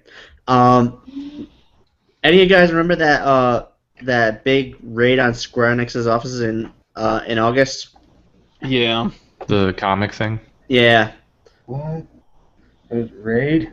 Yeah. Because they were using the SNK parody Yep. or direct art or something like that. They were using direct rips from SNK Media without licensing from SNK. So their offices got raided. Fuck. Oh yeah, I thought that was just an interesting one because it's in a way kind of ironic because Square Enix is one of the biggest copyright trolls in Japan. I was surprised to find out that they do manga.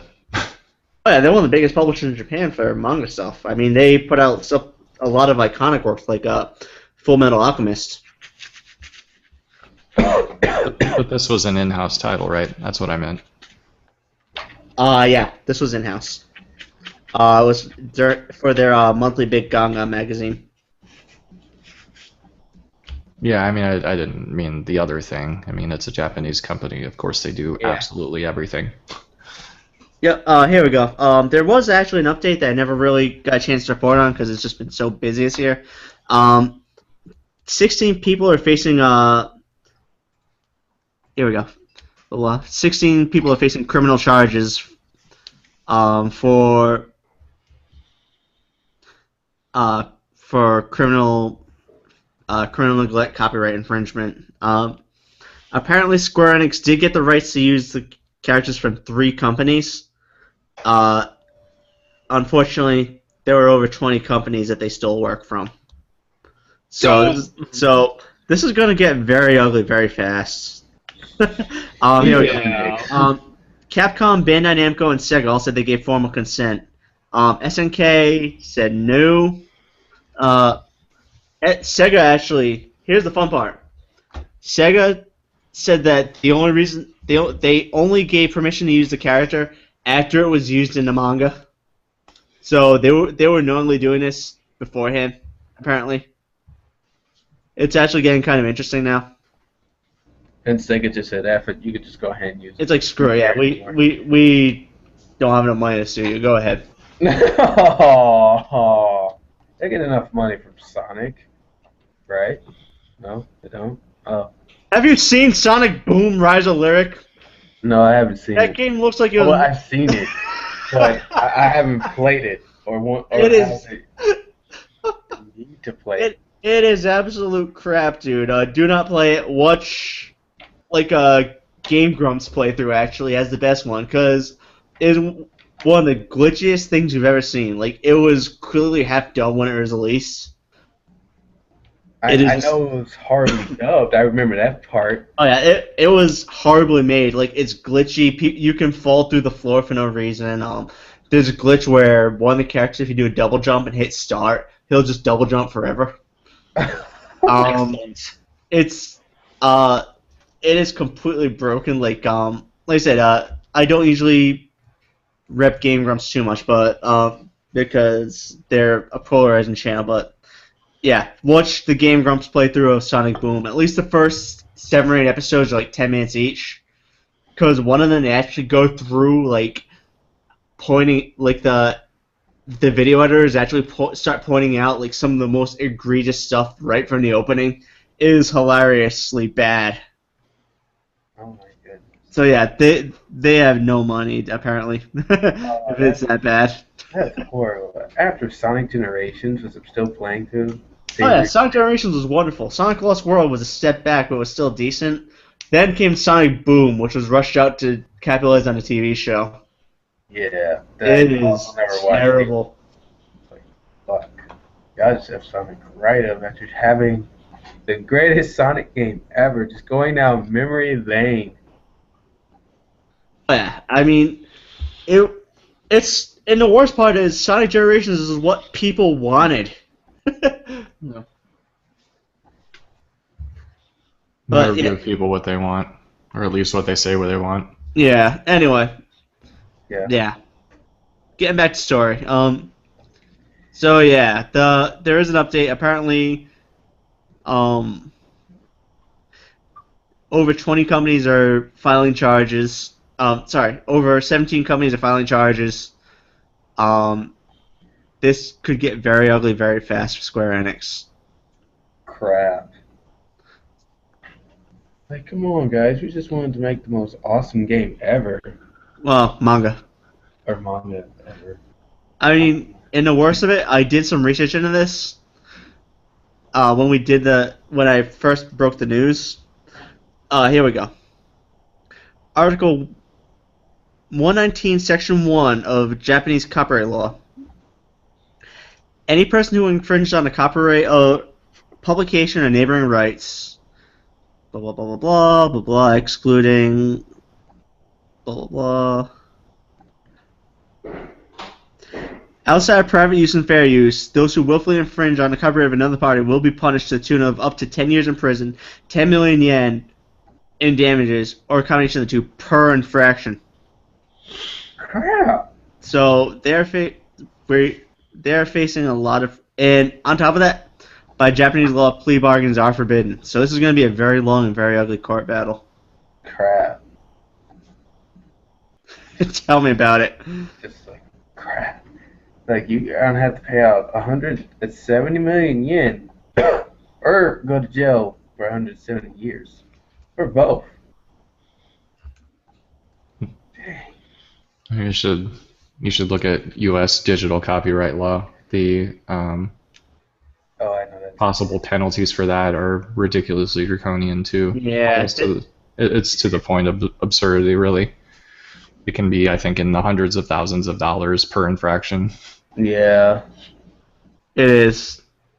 Because apparently they're desperate for money. Well, the music industry is anyway. Here we go. Maximum penalty DMCA is 10 years in prison and 5,000. Wait, no, that's UK.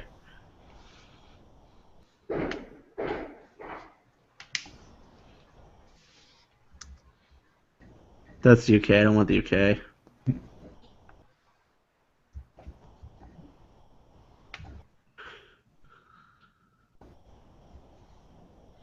We need the American one. Well, anyway, I'm getting distracted here. So yeah, A lot of freaking. yeah, it's crazy times, crazy times. I mean, hopefully Square Enix might be able to pull something out where they can go, like, look, how about we just we'll compensate you for the characters we used. So.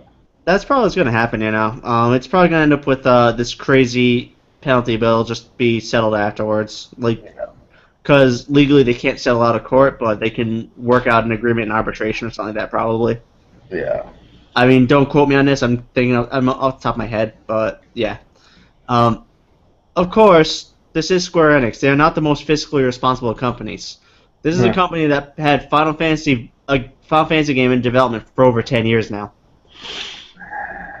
Wasn't Xenogears in development for over 10 years as well? Yeah. They've had Final Fantasy 15 going on 10 years now. It was announced at 2004 Tokyo Game Show, I think, as Final Fantasy Versus 13. It's been in development hell for years. All the money they brought in pretty much went to that project. That and Final Fantasy 14, because 14 makes a load of money. Yeah. Because it's subscription and all that, but yeah. World of Warcraft on your PlayStation. Yeah. Exactly what I want. Never played WoW or any of them MMORPGs. They're fun. They're just a huge ass time sink. Yeah, I don't have time for that. I got too I much. mean- I got too much time watching anime or in the afternoon or at night and writing about it and yelling, talking about it here on a podcast to do that. Exactly. Hey, not to interrupt, I got 30 minutes until midnight, so. Woo! Yeah. All right, so Yeah, because we're back on the. Yeah, because I see we got Dick Clark's Rockin' New Year's Eve back on. That's how I knew it was half hour. Dick Clark, you. Yeah, we're getting this non-anime related, but I really do miss him. I do. He was an was interesting great. person. Yeah, I mean, I know they still call it that, which they're going. I think I told my dad it's fair. I mean, even though he's not around anymore, and then they just say, like, I got ABC on here, so Dick Clark's Rockin' New Year's Eve with Ryan Seacrest. Yeah, it's not the same. Yeah, because the thing is, Dick Clark was charming. Ryan Seacrest is kind of a douche. I don't know. I just say he's kind of uninteresting. He's like, and we've seen him too much. We've seen him over an American Idol, and we've seen him. Well, I don't watch American Idol, so I can spare myself that. I'm joking. I'm just joking. I don't dislike Ryan Seacrest. He's done nothing I see that makes me want to punch him in the face. I mean,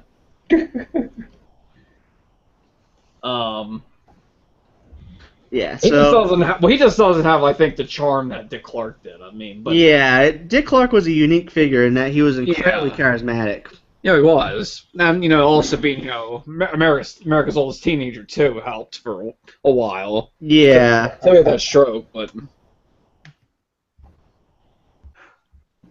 So, anyway, speaking of other deaths, now I can't remember the lady's name, but that lady voiced Chucky in Rugrats died earlier. Yeah, I know. Few weeks. That was sad. Just because Rugrats was a big part for me being a kid growing up, and I wasn't a huge Dexter's Laboratory fan, but just I just saw that. I'm just like, that just bothered me. Because most stuff still bother me unless it's somebody I had, that meant a lot. Like, when Robin Williams died, I was just floored. I mean... This was a year where a lot of people, a lot of really important people passed away. Like, Robin Williams... yeah, that one really still bothers me. And I think it's going to bother me the rest of my days. In Japan, it was, Hidetoshi Nakamura died, and Ichigo Nagai passed away was the big one. He was the voice of Saze-san's father, Hapusai from Ranma 1/2, Dr. Sato from Yamato. He was one of those quintessential long-time actors. So I guess we should take a second and wish their families the best in the new year, because, our deepest condolences.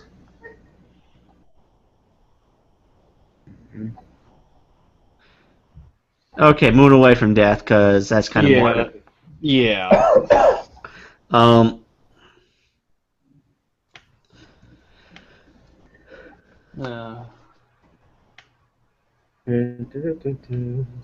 Alright, we got 25 minutes. We need something to fill the dead air. Let's see here. Well, we've been running for about... Heidi Klum here on TV. We've been running for about 3 hours here. We're starting to hit fumes. Well, on willpower alone. Will they make it through? We will make it. Trust me. Yes, we will. We will. We will do it because we said we will. Damn it. And that's what humans do. We make it through. And don't get invaded by aliens. And use our willpower to fight them off. Or whatever we got, whatever we have. Willpower, brain power, clothes, giant robots. Just whatever we got, So. I'm trying to head up. I'm hitting up Twitter here.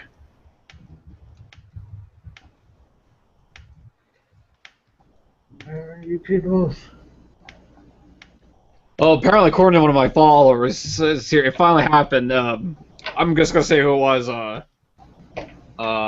Charlotte Ingram finally has actually figured out a way to get drunk, air quote, or start drunk off glitter. What? Wow. Yeah, well, I know. I'm just trying to fill time here. Yeah, strong All right. cast. Well, yeah. I'm just trying to fill time. I forgot that was this year. Philip Seymour Hoffman and Joan Rivers also died. Yeah, it's Phil Yeah, Seymour and Joan Rivers too. Yeah. that was. Both of those are really unfortunate. All right. Well, here's a We're fun getting one. off death. Yeah, getting off death because Back on topic. yeah. Here's a fun one, just to kind of kill the last few minutes. What was the last anime show you watched this year? Mine is Love Live 2. Which I won't say how because of Crunchyroll's DDoS. Our No You snake. means that were alternative. If that's what we say. Your harfility, do what you. No, I was kidding. It may or may not have required an eye patch. Let's just put it that way. Yeah. I'll leave it at that. But now, Anyway. but the, well, if we want to talk about the last one, other than that, would have been probably the best show of the fall season. Rage of Bahamut. Awesome. You know, I can't not stop praising that show. I mean, that was just so great. I mean, yeah, is it deep? No, it didn't need to be. Who cared? I mean, it just. I mean, you had a scene where a guy was riding a floating duck, or a duck that swelled up to a large size, fighting a demon version, Jean d'Arc, riding a like an imp or I think some kind of golem made out of stone. Why? Because anime. I mean, who cares? Yeah, that was a show that I know at the end it said I'll be back, and they actually said that. If it doesn't get another season, I'm not gonna. I'll be pissed because it should get a second season, but if it doesn't, I think it ended in a way that it doesn't really need one, but I wouldn't say no to a second one. Great, awesome. I'm gonna buy that when it comes out because, like I said, it looked good, and it really was. It felt really more like you're watching a film than really an anime series. The way it was shot, just the shots just didn't. They had a more cinematic feel to it than than an anime feel to it. And that I thought really is what set it up. And it looked good. The voice acting was really good. The music was great. The character designs were excellent. The fight scenes were really good. And I think one of the scenes, I think it was episode 2, they had a dance, people were dancing. They'd actually brought in, actual dancers to who choreographed the dance scenes. That was and it shows. It shows the money that they that a lot of money was put into the series, and it shows it. I mean, it just. But now let's get back to Love Live 2. That second season, I grade it the same as I did the first season, but it's better. And it just made me really emotionally, and it really made me really care about the girls of Muse. It really did. All of them now. Well, I'm not still a huge Nico fan, but all those girls now are just Rin's really the one now. I think I've kind of gravitated towards, which is odd because I'm not really into girls with short hair all that much. But her, I just sort of gravitated towards is now my favorite character. Of course, I say that, and then I have a picture of Umi in a China dress as on my wallpaper on my phone. But I didn't have any pictures of Ren on my computer I could put on there. I could have used that one with her holding Sonic, but I didn't feel like doing that. Mm-hmm. All right. How about you, Matt? We were just talking about the last Anime show you watched, yeah. The last whole show or the last show? Last episodes. Last episode. I think the last episode I watched was Fate. Because, for whatever reason, it had a new episode this past week and nothing else did. Fair enough. How about you, Dorian? My last anime I've watched this year was The World Only God Knows. Oh, that's a good show.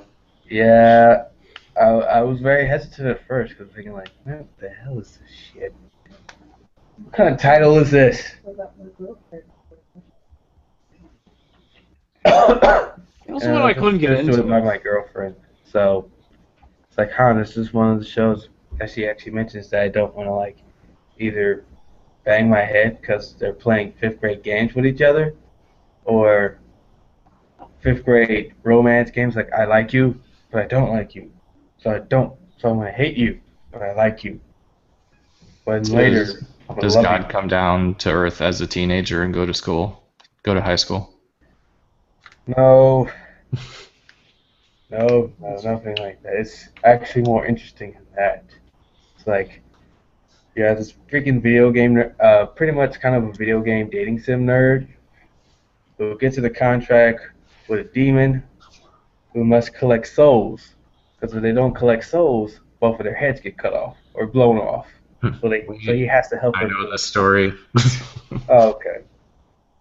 Well, for any listener who didn't know, that's basically the plot. They don't collect souls to get their head cut off. So think of Running Man or Battle Royale with Bleach. Wait, no, that didn't sound right. Never mind. Just know that he's the god of the gaming world, and he must do it like the games. But yeah, it's actually really interesting though, and very actually legit. All right, right on, right on. Mine. I actually restarted Mahoromatic a couple days ago, so I've been watching that. Good choice. Oh yeah, I love that show. It's just got Yeah. that warped sense of humor, Yeah. that old school Gainax feel to it. Yeah. There's one I wish the second season was more faithful to the manga. Because the first season's pretty faithful, with the exception of like one story they did adapt, but to be honest, it didn't actually really add anything. Yeah. Because well, for our listeners who don't know, there was a story about a panty thief, and that didn't really add anything. Because the second Right. half got kind of dark because it involves aliens, and then basically saying that this one incident was the reason why JFK got shot, and they don't actually say it's him, but you know who they're referring to, and then some really really interesting things that got into it. And I kind of really wish that would have been adapted that way. Not to say I didn't think the second season was terrible, but It wasn't as good as it could have been. yeah, because it's like you have this, because it got a lot darker with, they explain about more in depth about basically that Android program management was doing, or cyborg program, I guess you want to call it, about that. They call them the keepers or management in the manga. Well, one of them. I think it's the keepers. I think is what they call them in the manga. And then about, like I said, that how they actually came, because they do imply it, and I think in the anime they imply how it happened.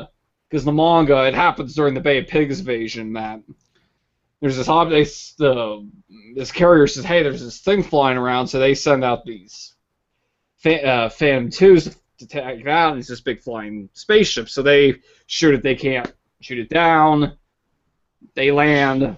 Everyone's killed involved in it, including the president, which, again, like I said, it's implied as JFK.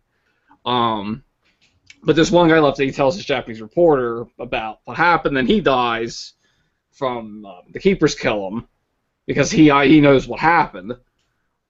This reporter gets attacked, but then saved by the aliens, who then he finds out as people, and then you find out who. Then find out about what Sugoro's dad or grandfather, about his role in this whole thing. Though the anime does it too. It ends differently. And then the whole ending itself is actually different. That's not to say Gainax versions isn't bad. It's still good. Just again, that second season, it's not what it could have been. Yeah, definitely. Yeah, considering that had a legit the later half of the manga did have a, in my opinion, a better story. It was more concrete, but yeah, I mean, so we got 15 minutes here. Woohoo! So that means we have about 14 minutes to fill up. Yeah. We can't do the Ryan Seacrest and cut away to I don't know who's there, Taylor Swift or Lady Gaga or whoever the Taylor fuck's there. Swift's on right now. You know the funniest thing? Yeah. On the local news, they now refer to her as Westerly's child. Who's that? Taylor Swift. She moved to Westerly last year. Now they call her Westerly's child. It's like she's not even from here, and yeah. Well, I'm sure they She's not would have. American anymore.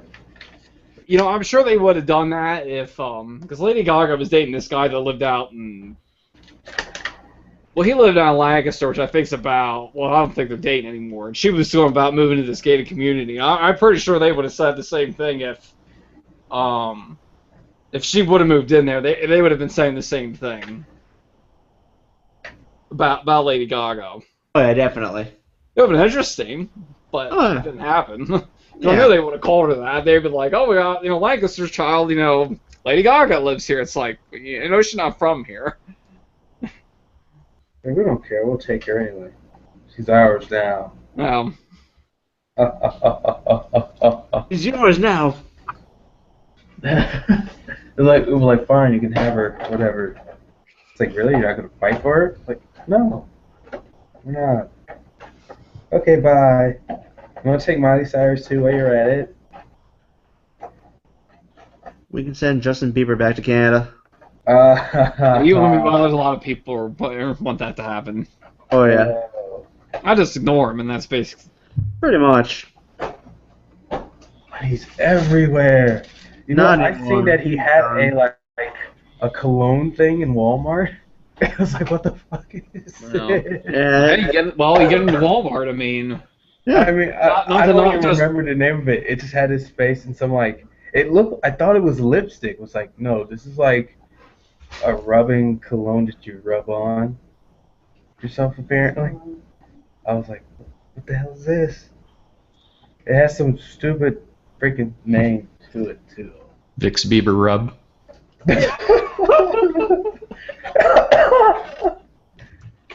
Oh.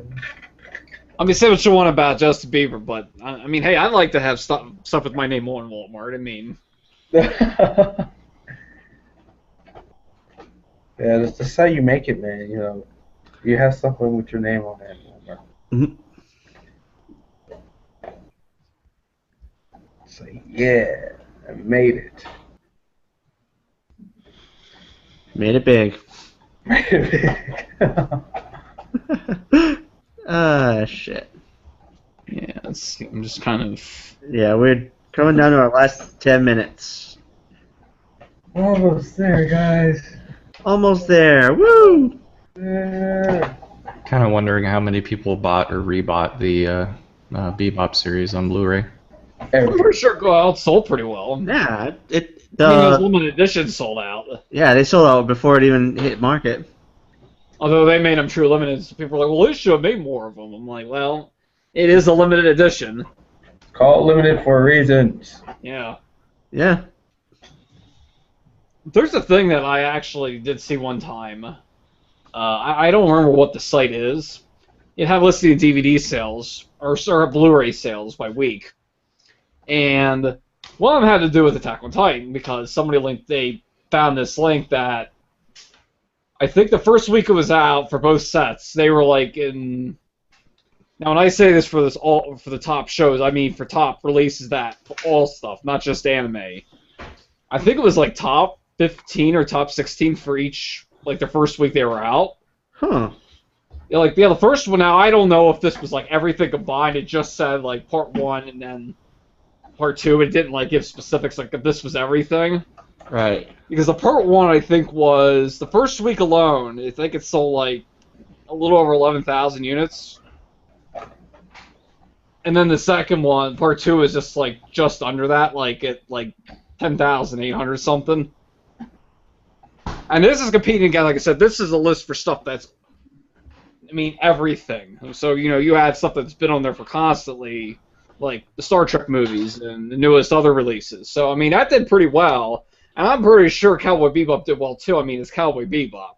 It sells itself. It's just you can put a box on, say at Best Buy, run a Sharpie, write Cowboy Bebop here, and it would sell. I mean, That could easily sell. yeah, it's like I said, it sells itself. Just like I said. Unless Just like I said, you just like you get like a board. You write Cowboy Bebop here. You point arrow to a box, and then you walk away. It sells itself. I mean, I was saying earlier. This one's for you, Darren. I was at Walmart, one of the Walmarts near where I was for my doctor's appointment today, getting a prescription filled, and they had Cowboy Bebop there. Now it was the DVD version, not the Blu-ray version, but they had it there. Which is odd, because that one, I usually go buy it, and it doesn't usually have anime, but they usually just have very, very, very, very, very limited selection anyways. Yeah. Right. Because it was only like 1 or 2 movies, Cowboy Bebop and Sailor Moon. Yeah, that's what mine has too. This one it didn't have any Blu-ray, like cheap Blu-ray bins. It just had 2 cheap DVD bins. Yeah, that's just like mine. Yeah, because I think the only place around here that I know does the cheap Blu-ray, like the $7 Blu-ray bins, is Best Buy.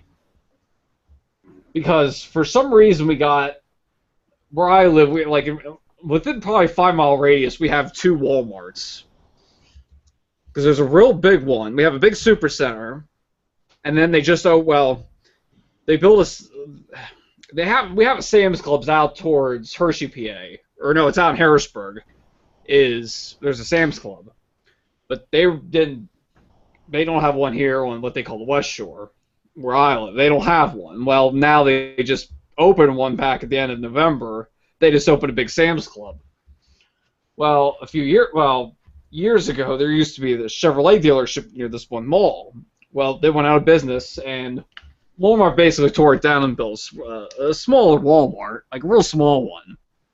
And I don't think that one I think just has, and I think both of them are just have like $5 DVDs. Neither of them have like the $7 or $10 Blu-ray bin.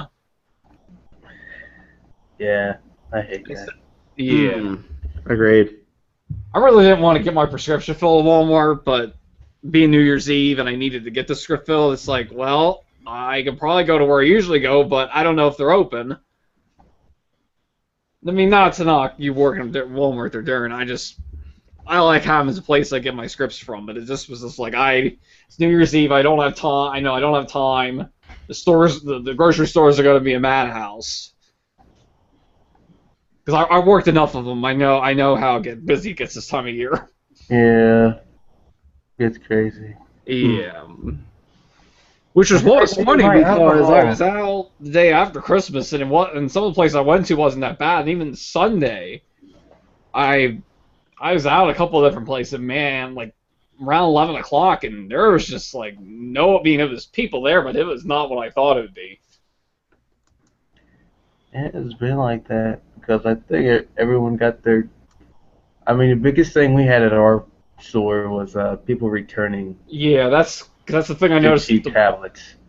Yeah, because the one thing I noticed when I was at the Super Walmart, the Super Center, the big one, the old one, because that one was there first.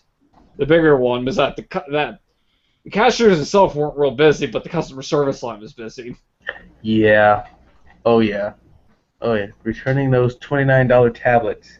Yeah. I could have told you maybe you should not have brought one in the first place. Yeah. I was gonna say buying one is probably a bad call, but That is a very bad call there. I mean, you kind of have to be. RCA, really? Yeah, wow. they're the brand I'm thinking when I want a goddamn tablet. No. It's like, dang. That's like buying a TV made by Westinghouse.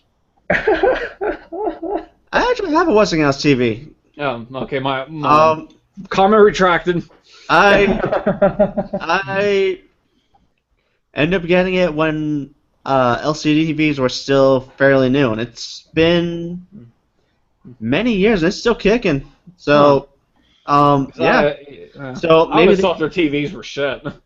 maybe maybe they cheapened up over the years, but those early ones are like fucking tanks. I mean, this thing is a fucking rock. So Yeah, because all we have is I have a Sony. Well, actually, it's funny you mention RCA because the TV I have on here in the basement is actually an RCA TV. It's an old CRT that I got. yeah.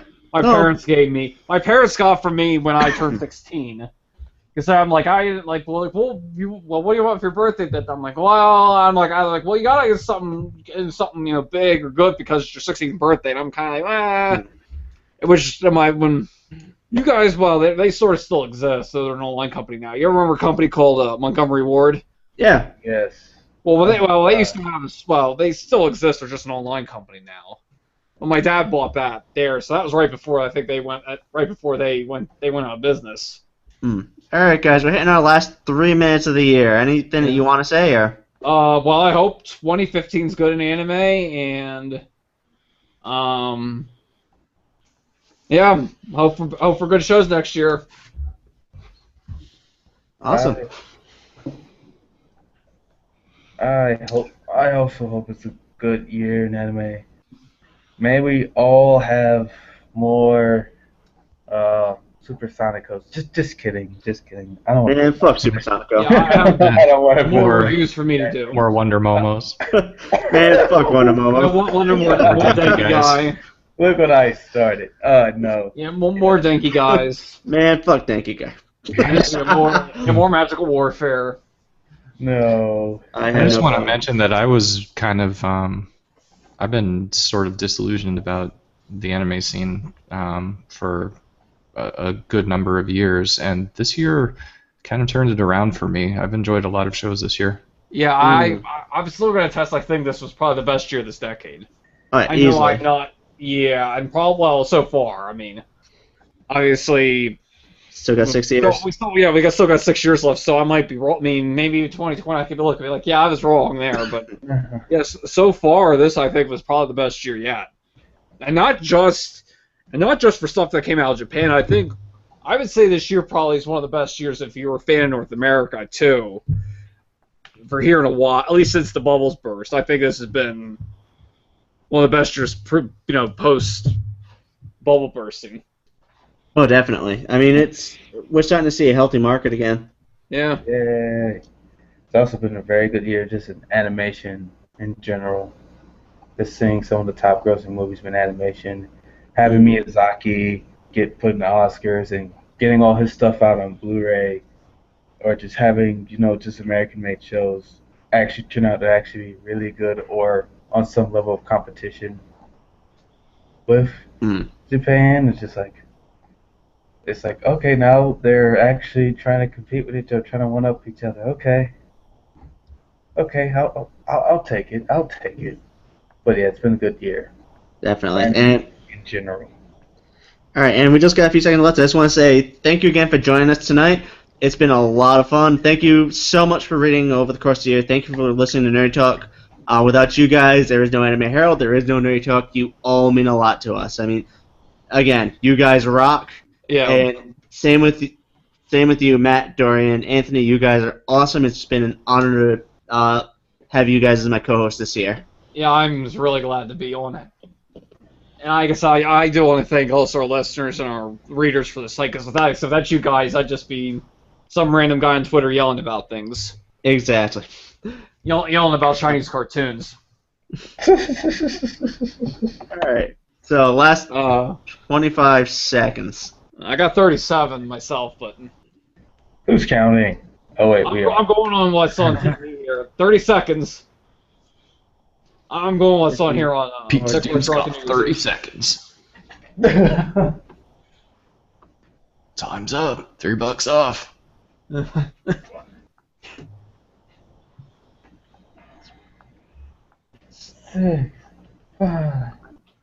Oh, we got 10. 10, 9, 8, 7, 6, Just start your own 5, countdown. 4, 4, 3, 3, 2, 2, 1. Happy New Year, everybody. Happy New Year, everybody. Woo! Yeah. So again, all the best for a happy 2015, everybody. Hopefully this year is as good as, if not better than last year. I better be. Damn well better be. I'm okay if it doesn't start getting good till summer. I've been watching too many shows and I'm backing off a bit. Oh.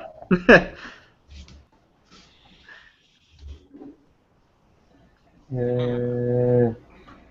Everyone's out in the streets shooting their guns already. I think we're gonna see more of these like post Moe shows, like Shirobako. I hope so.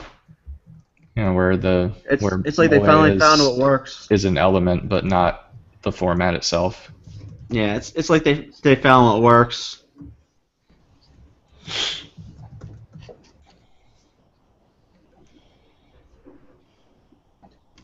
All right, well, this concludes our broadcast, everyone. Thank you so much for joining us. It's been a pleasure. Have a great night, everybody, and a happy new year. This is Mike Ferris signing off. This is Anthony Simpson. Sign our bye-bye. This is Matt Brown. Happy New Year.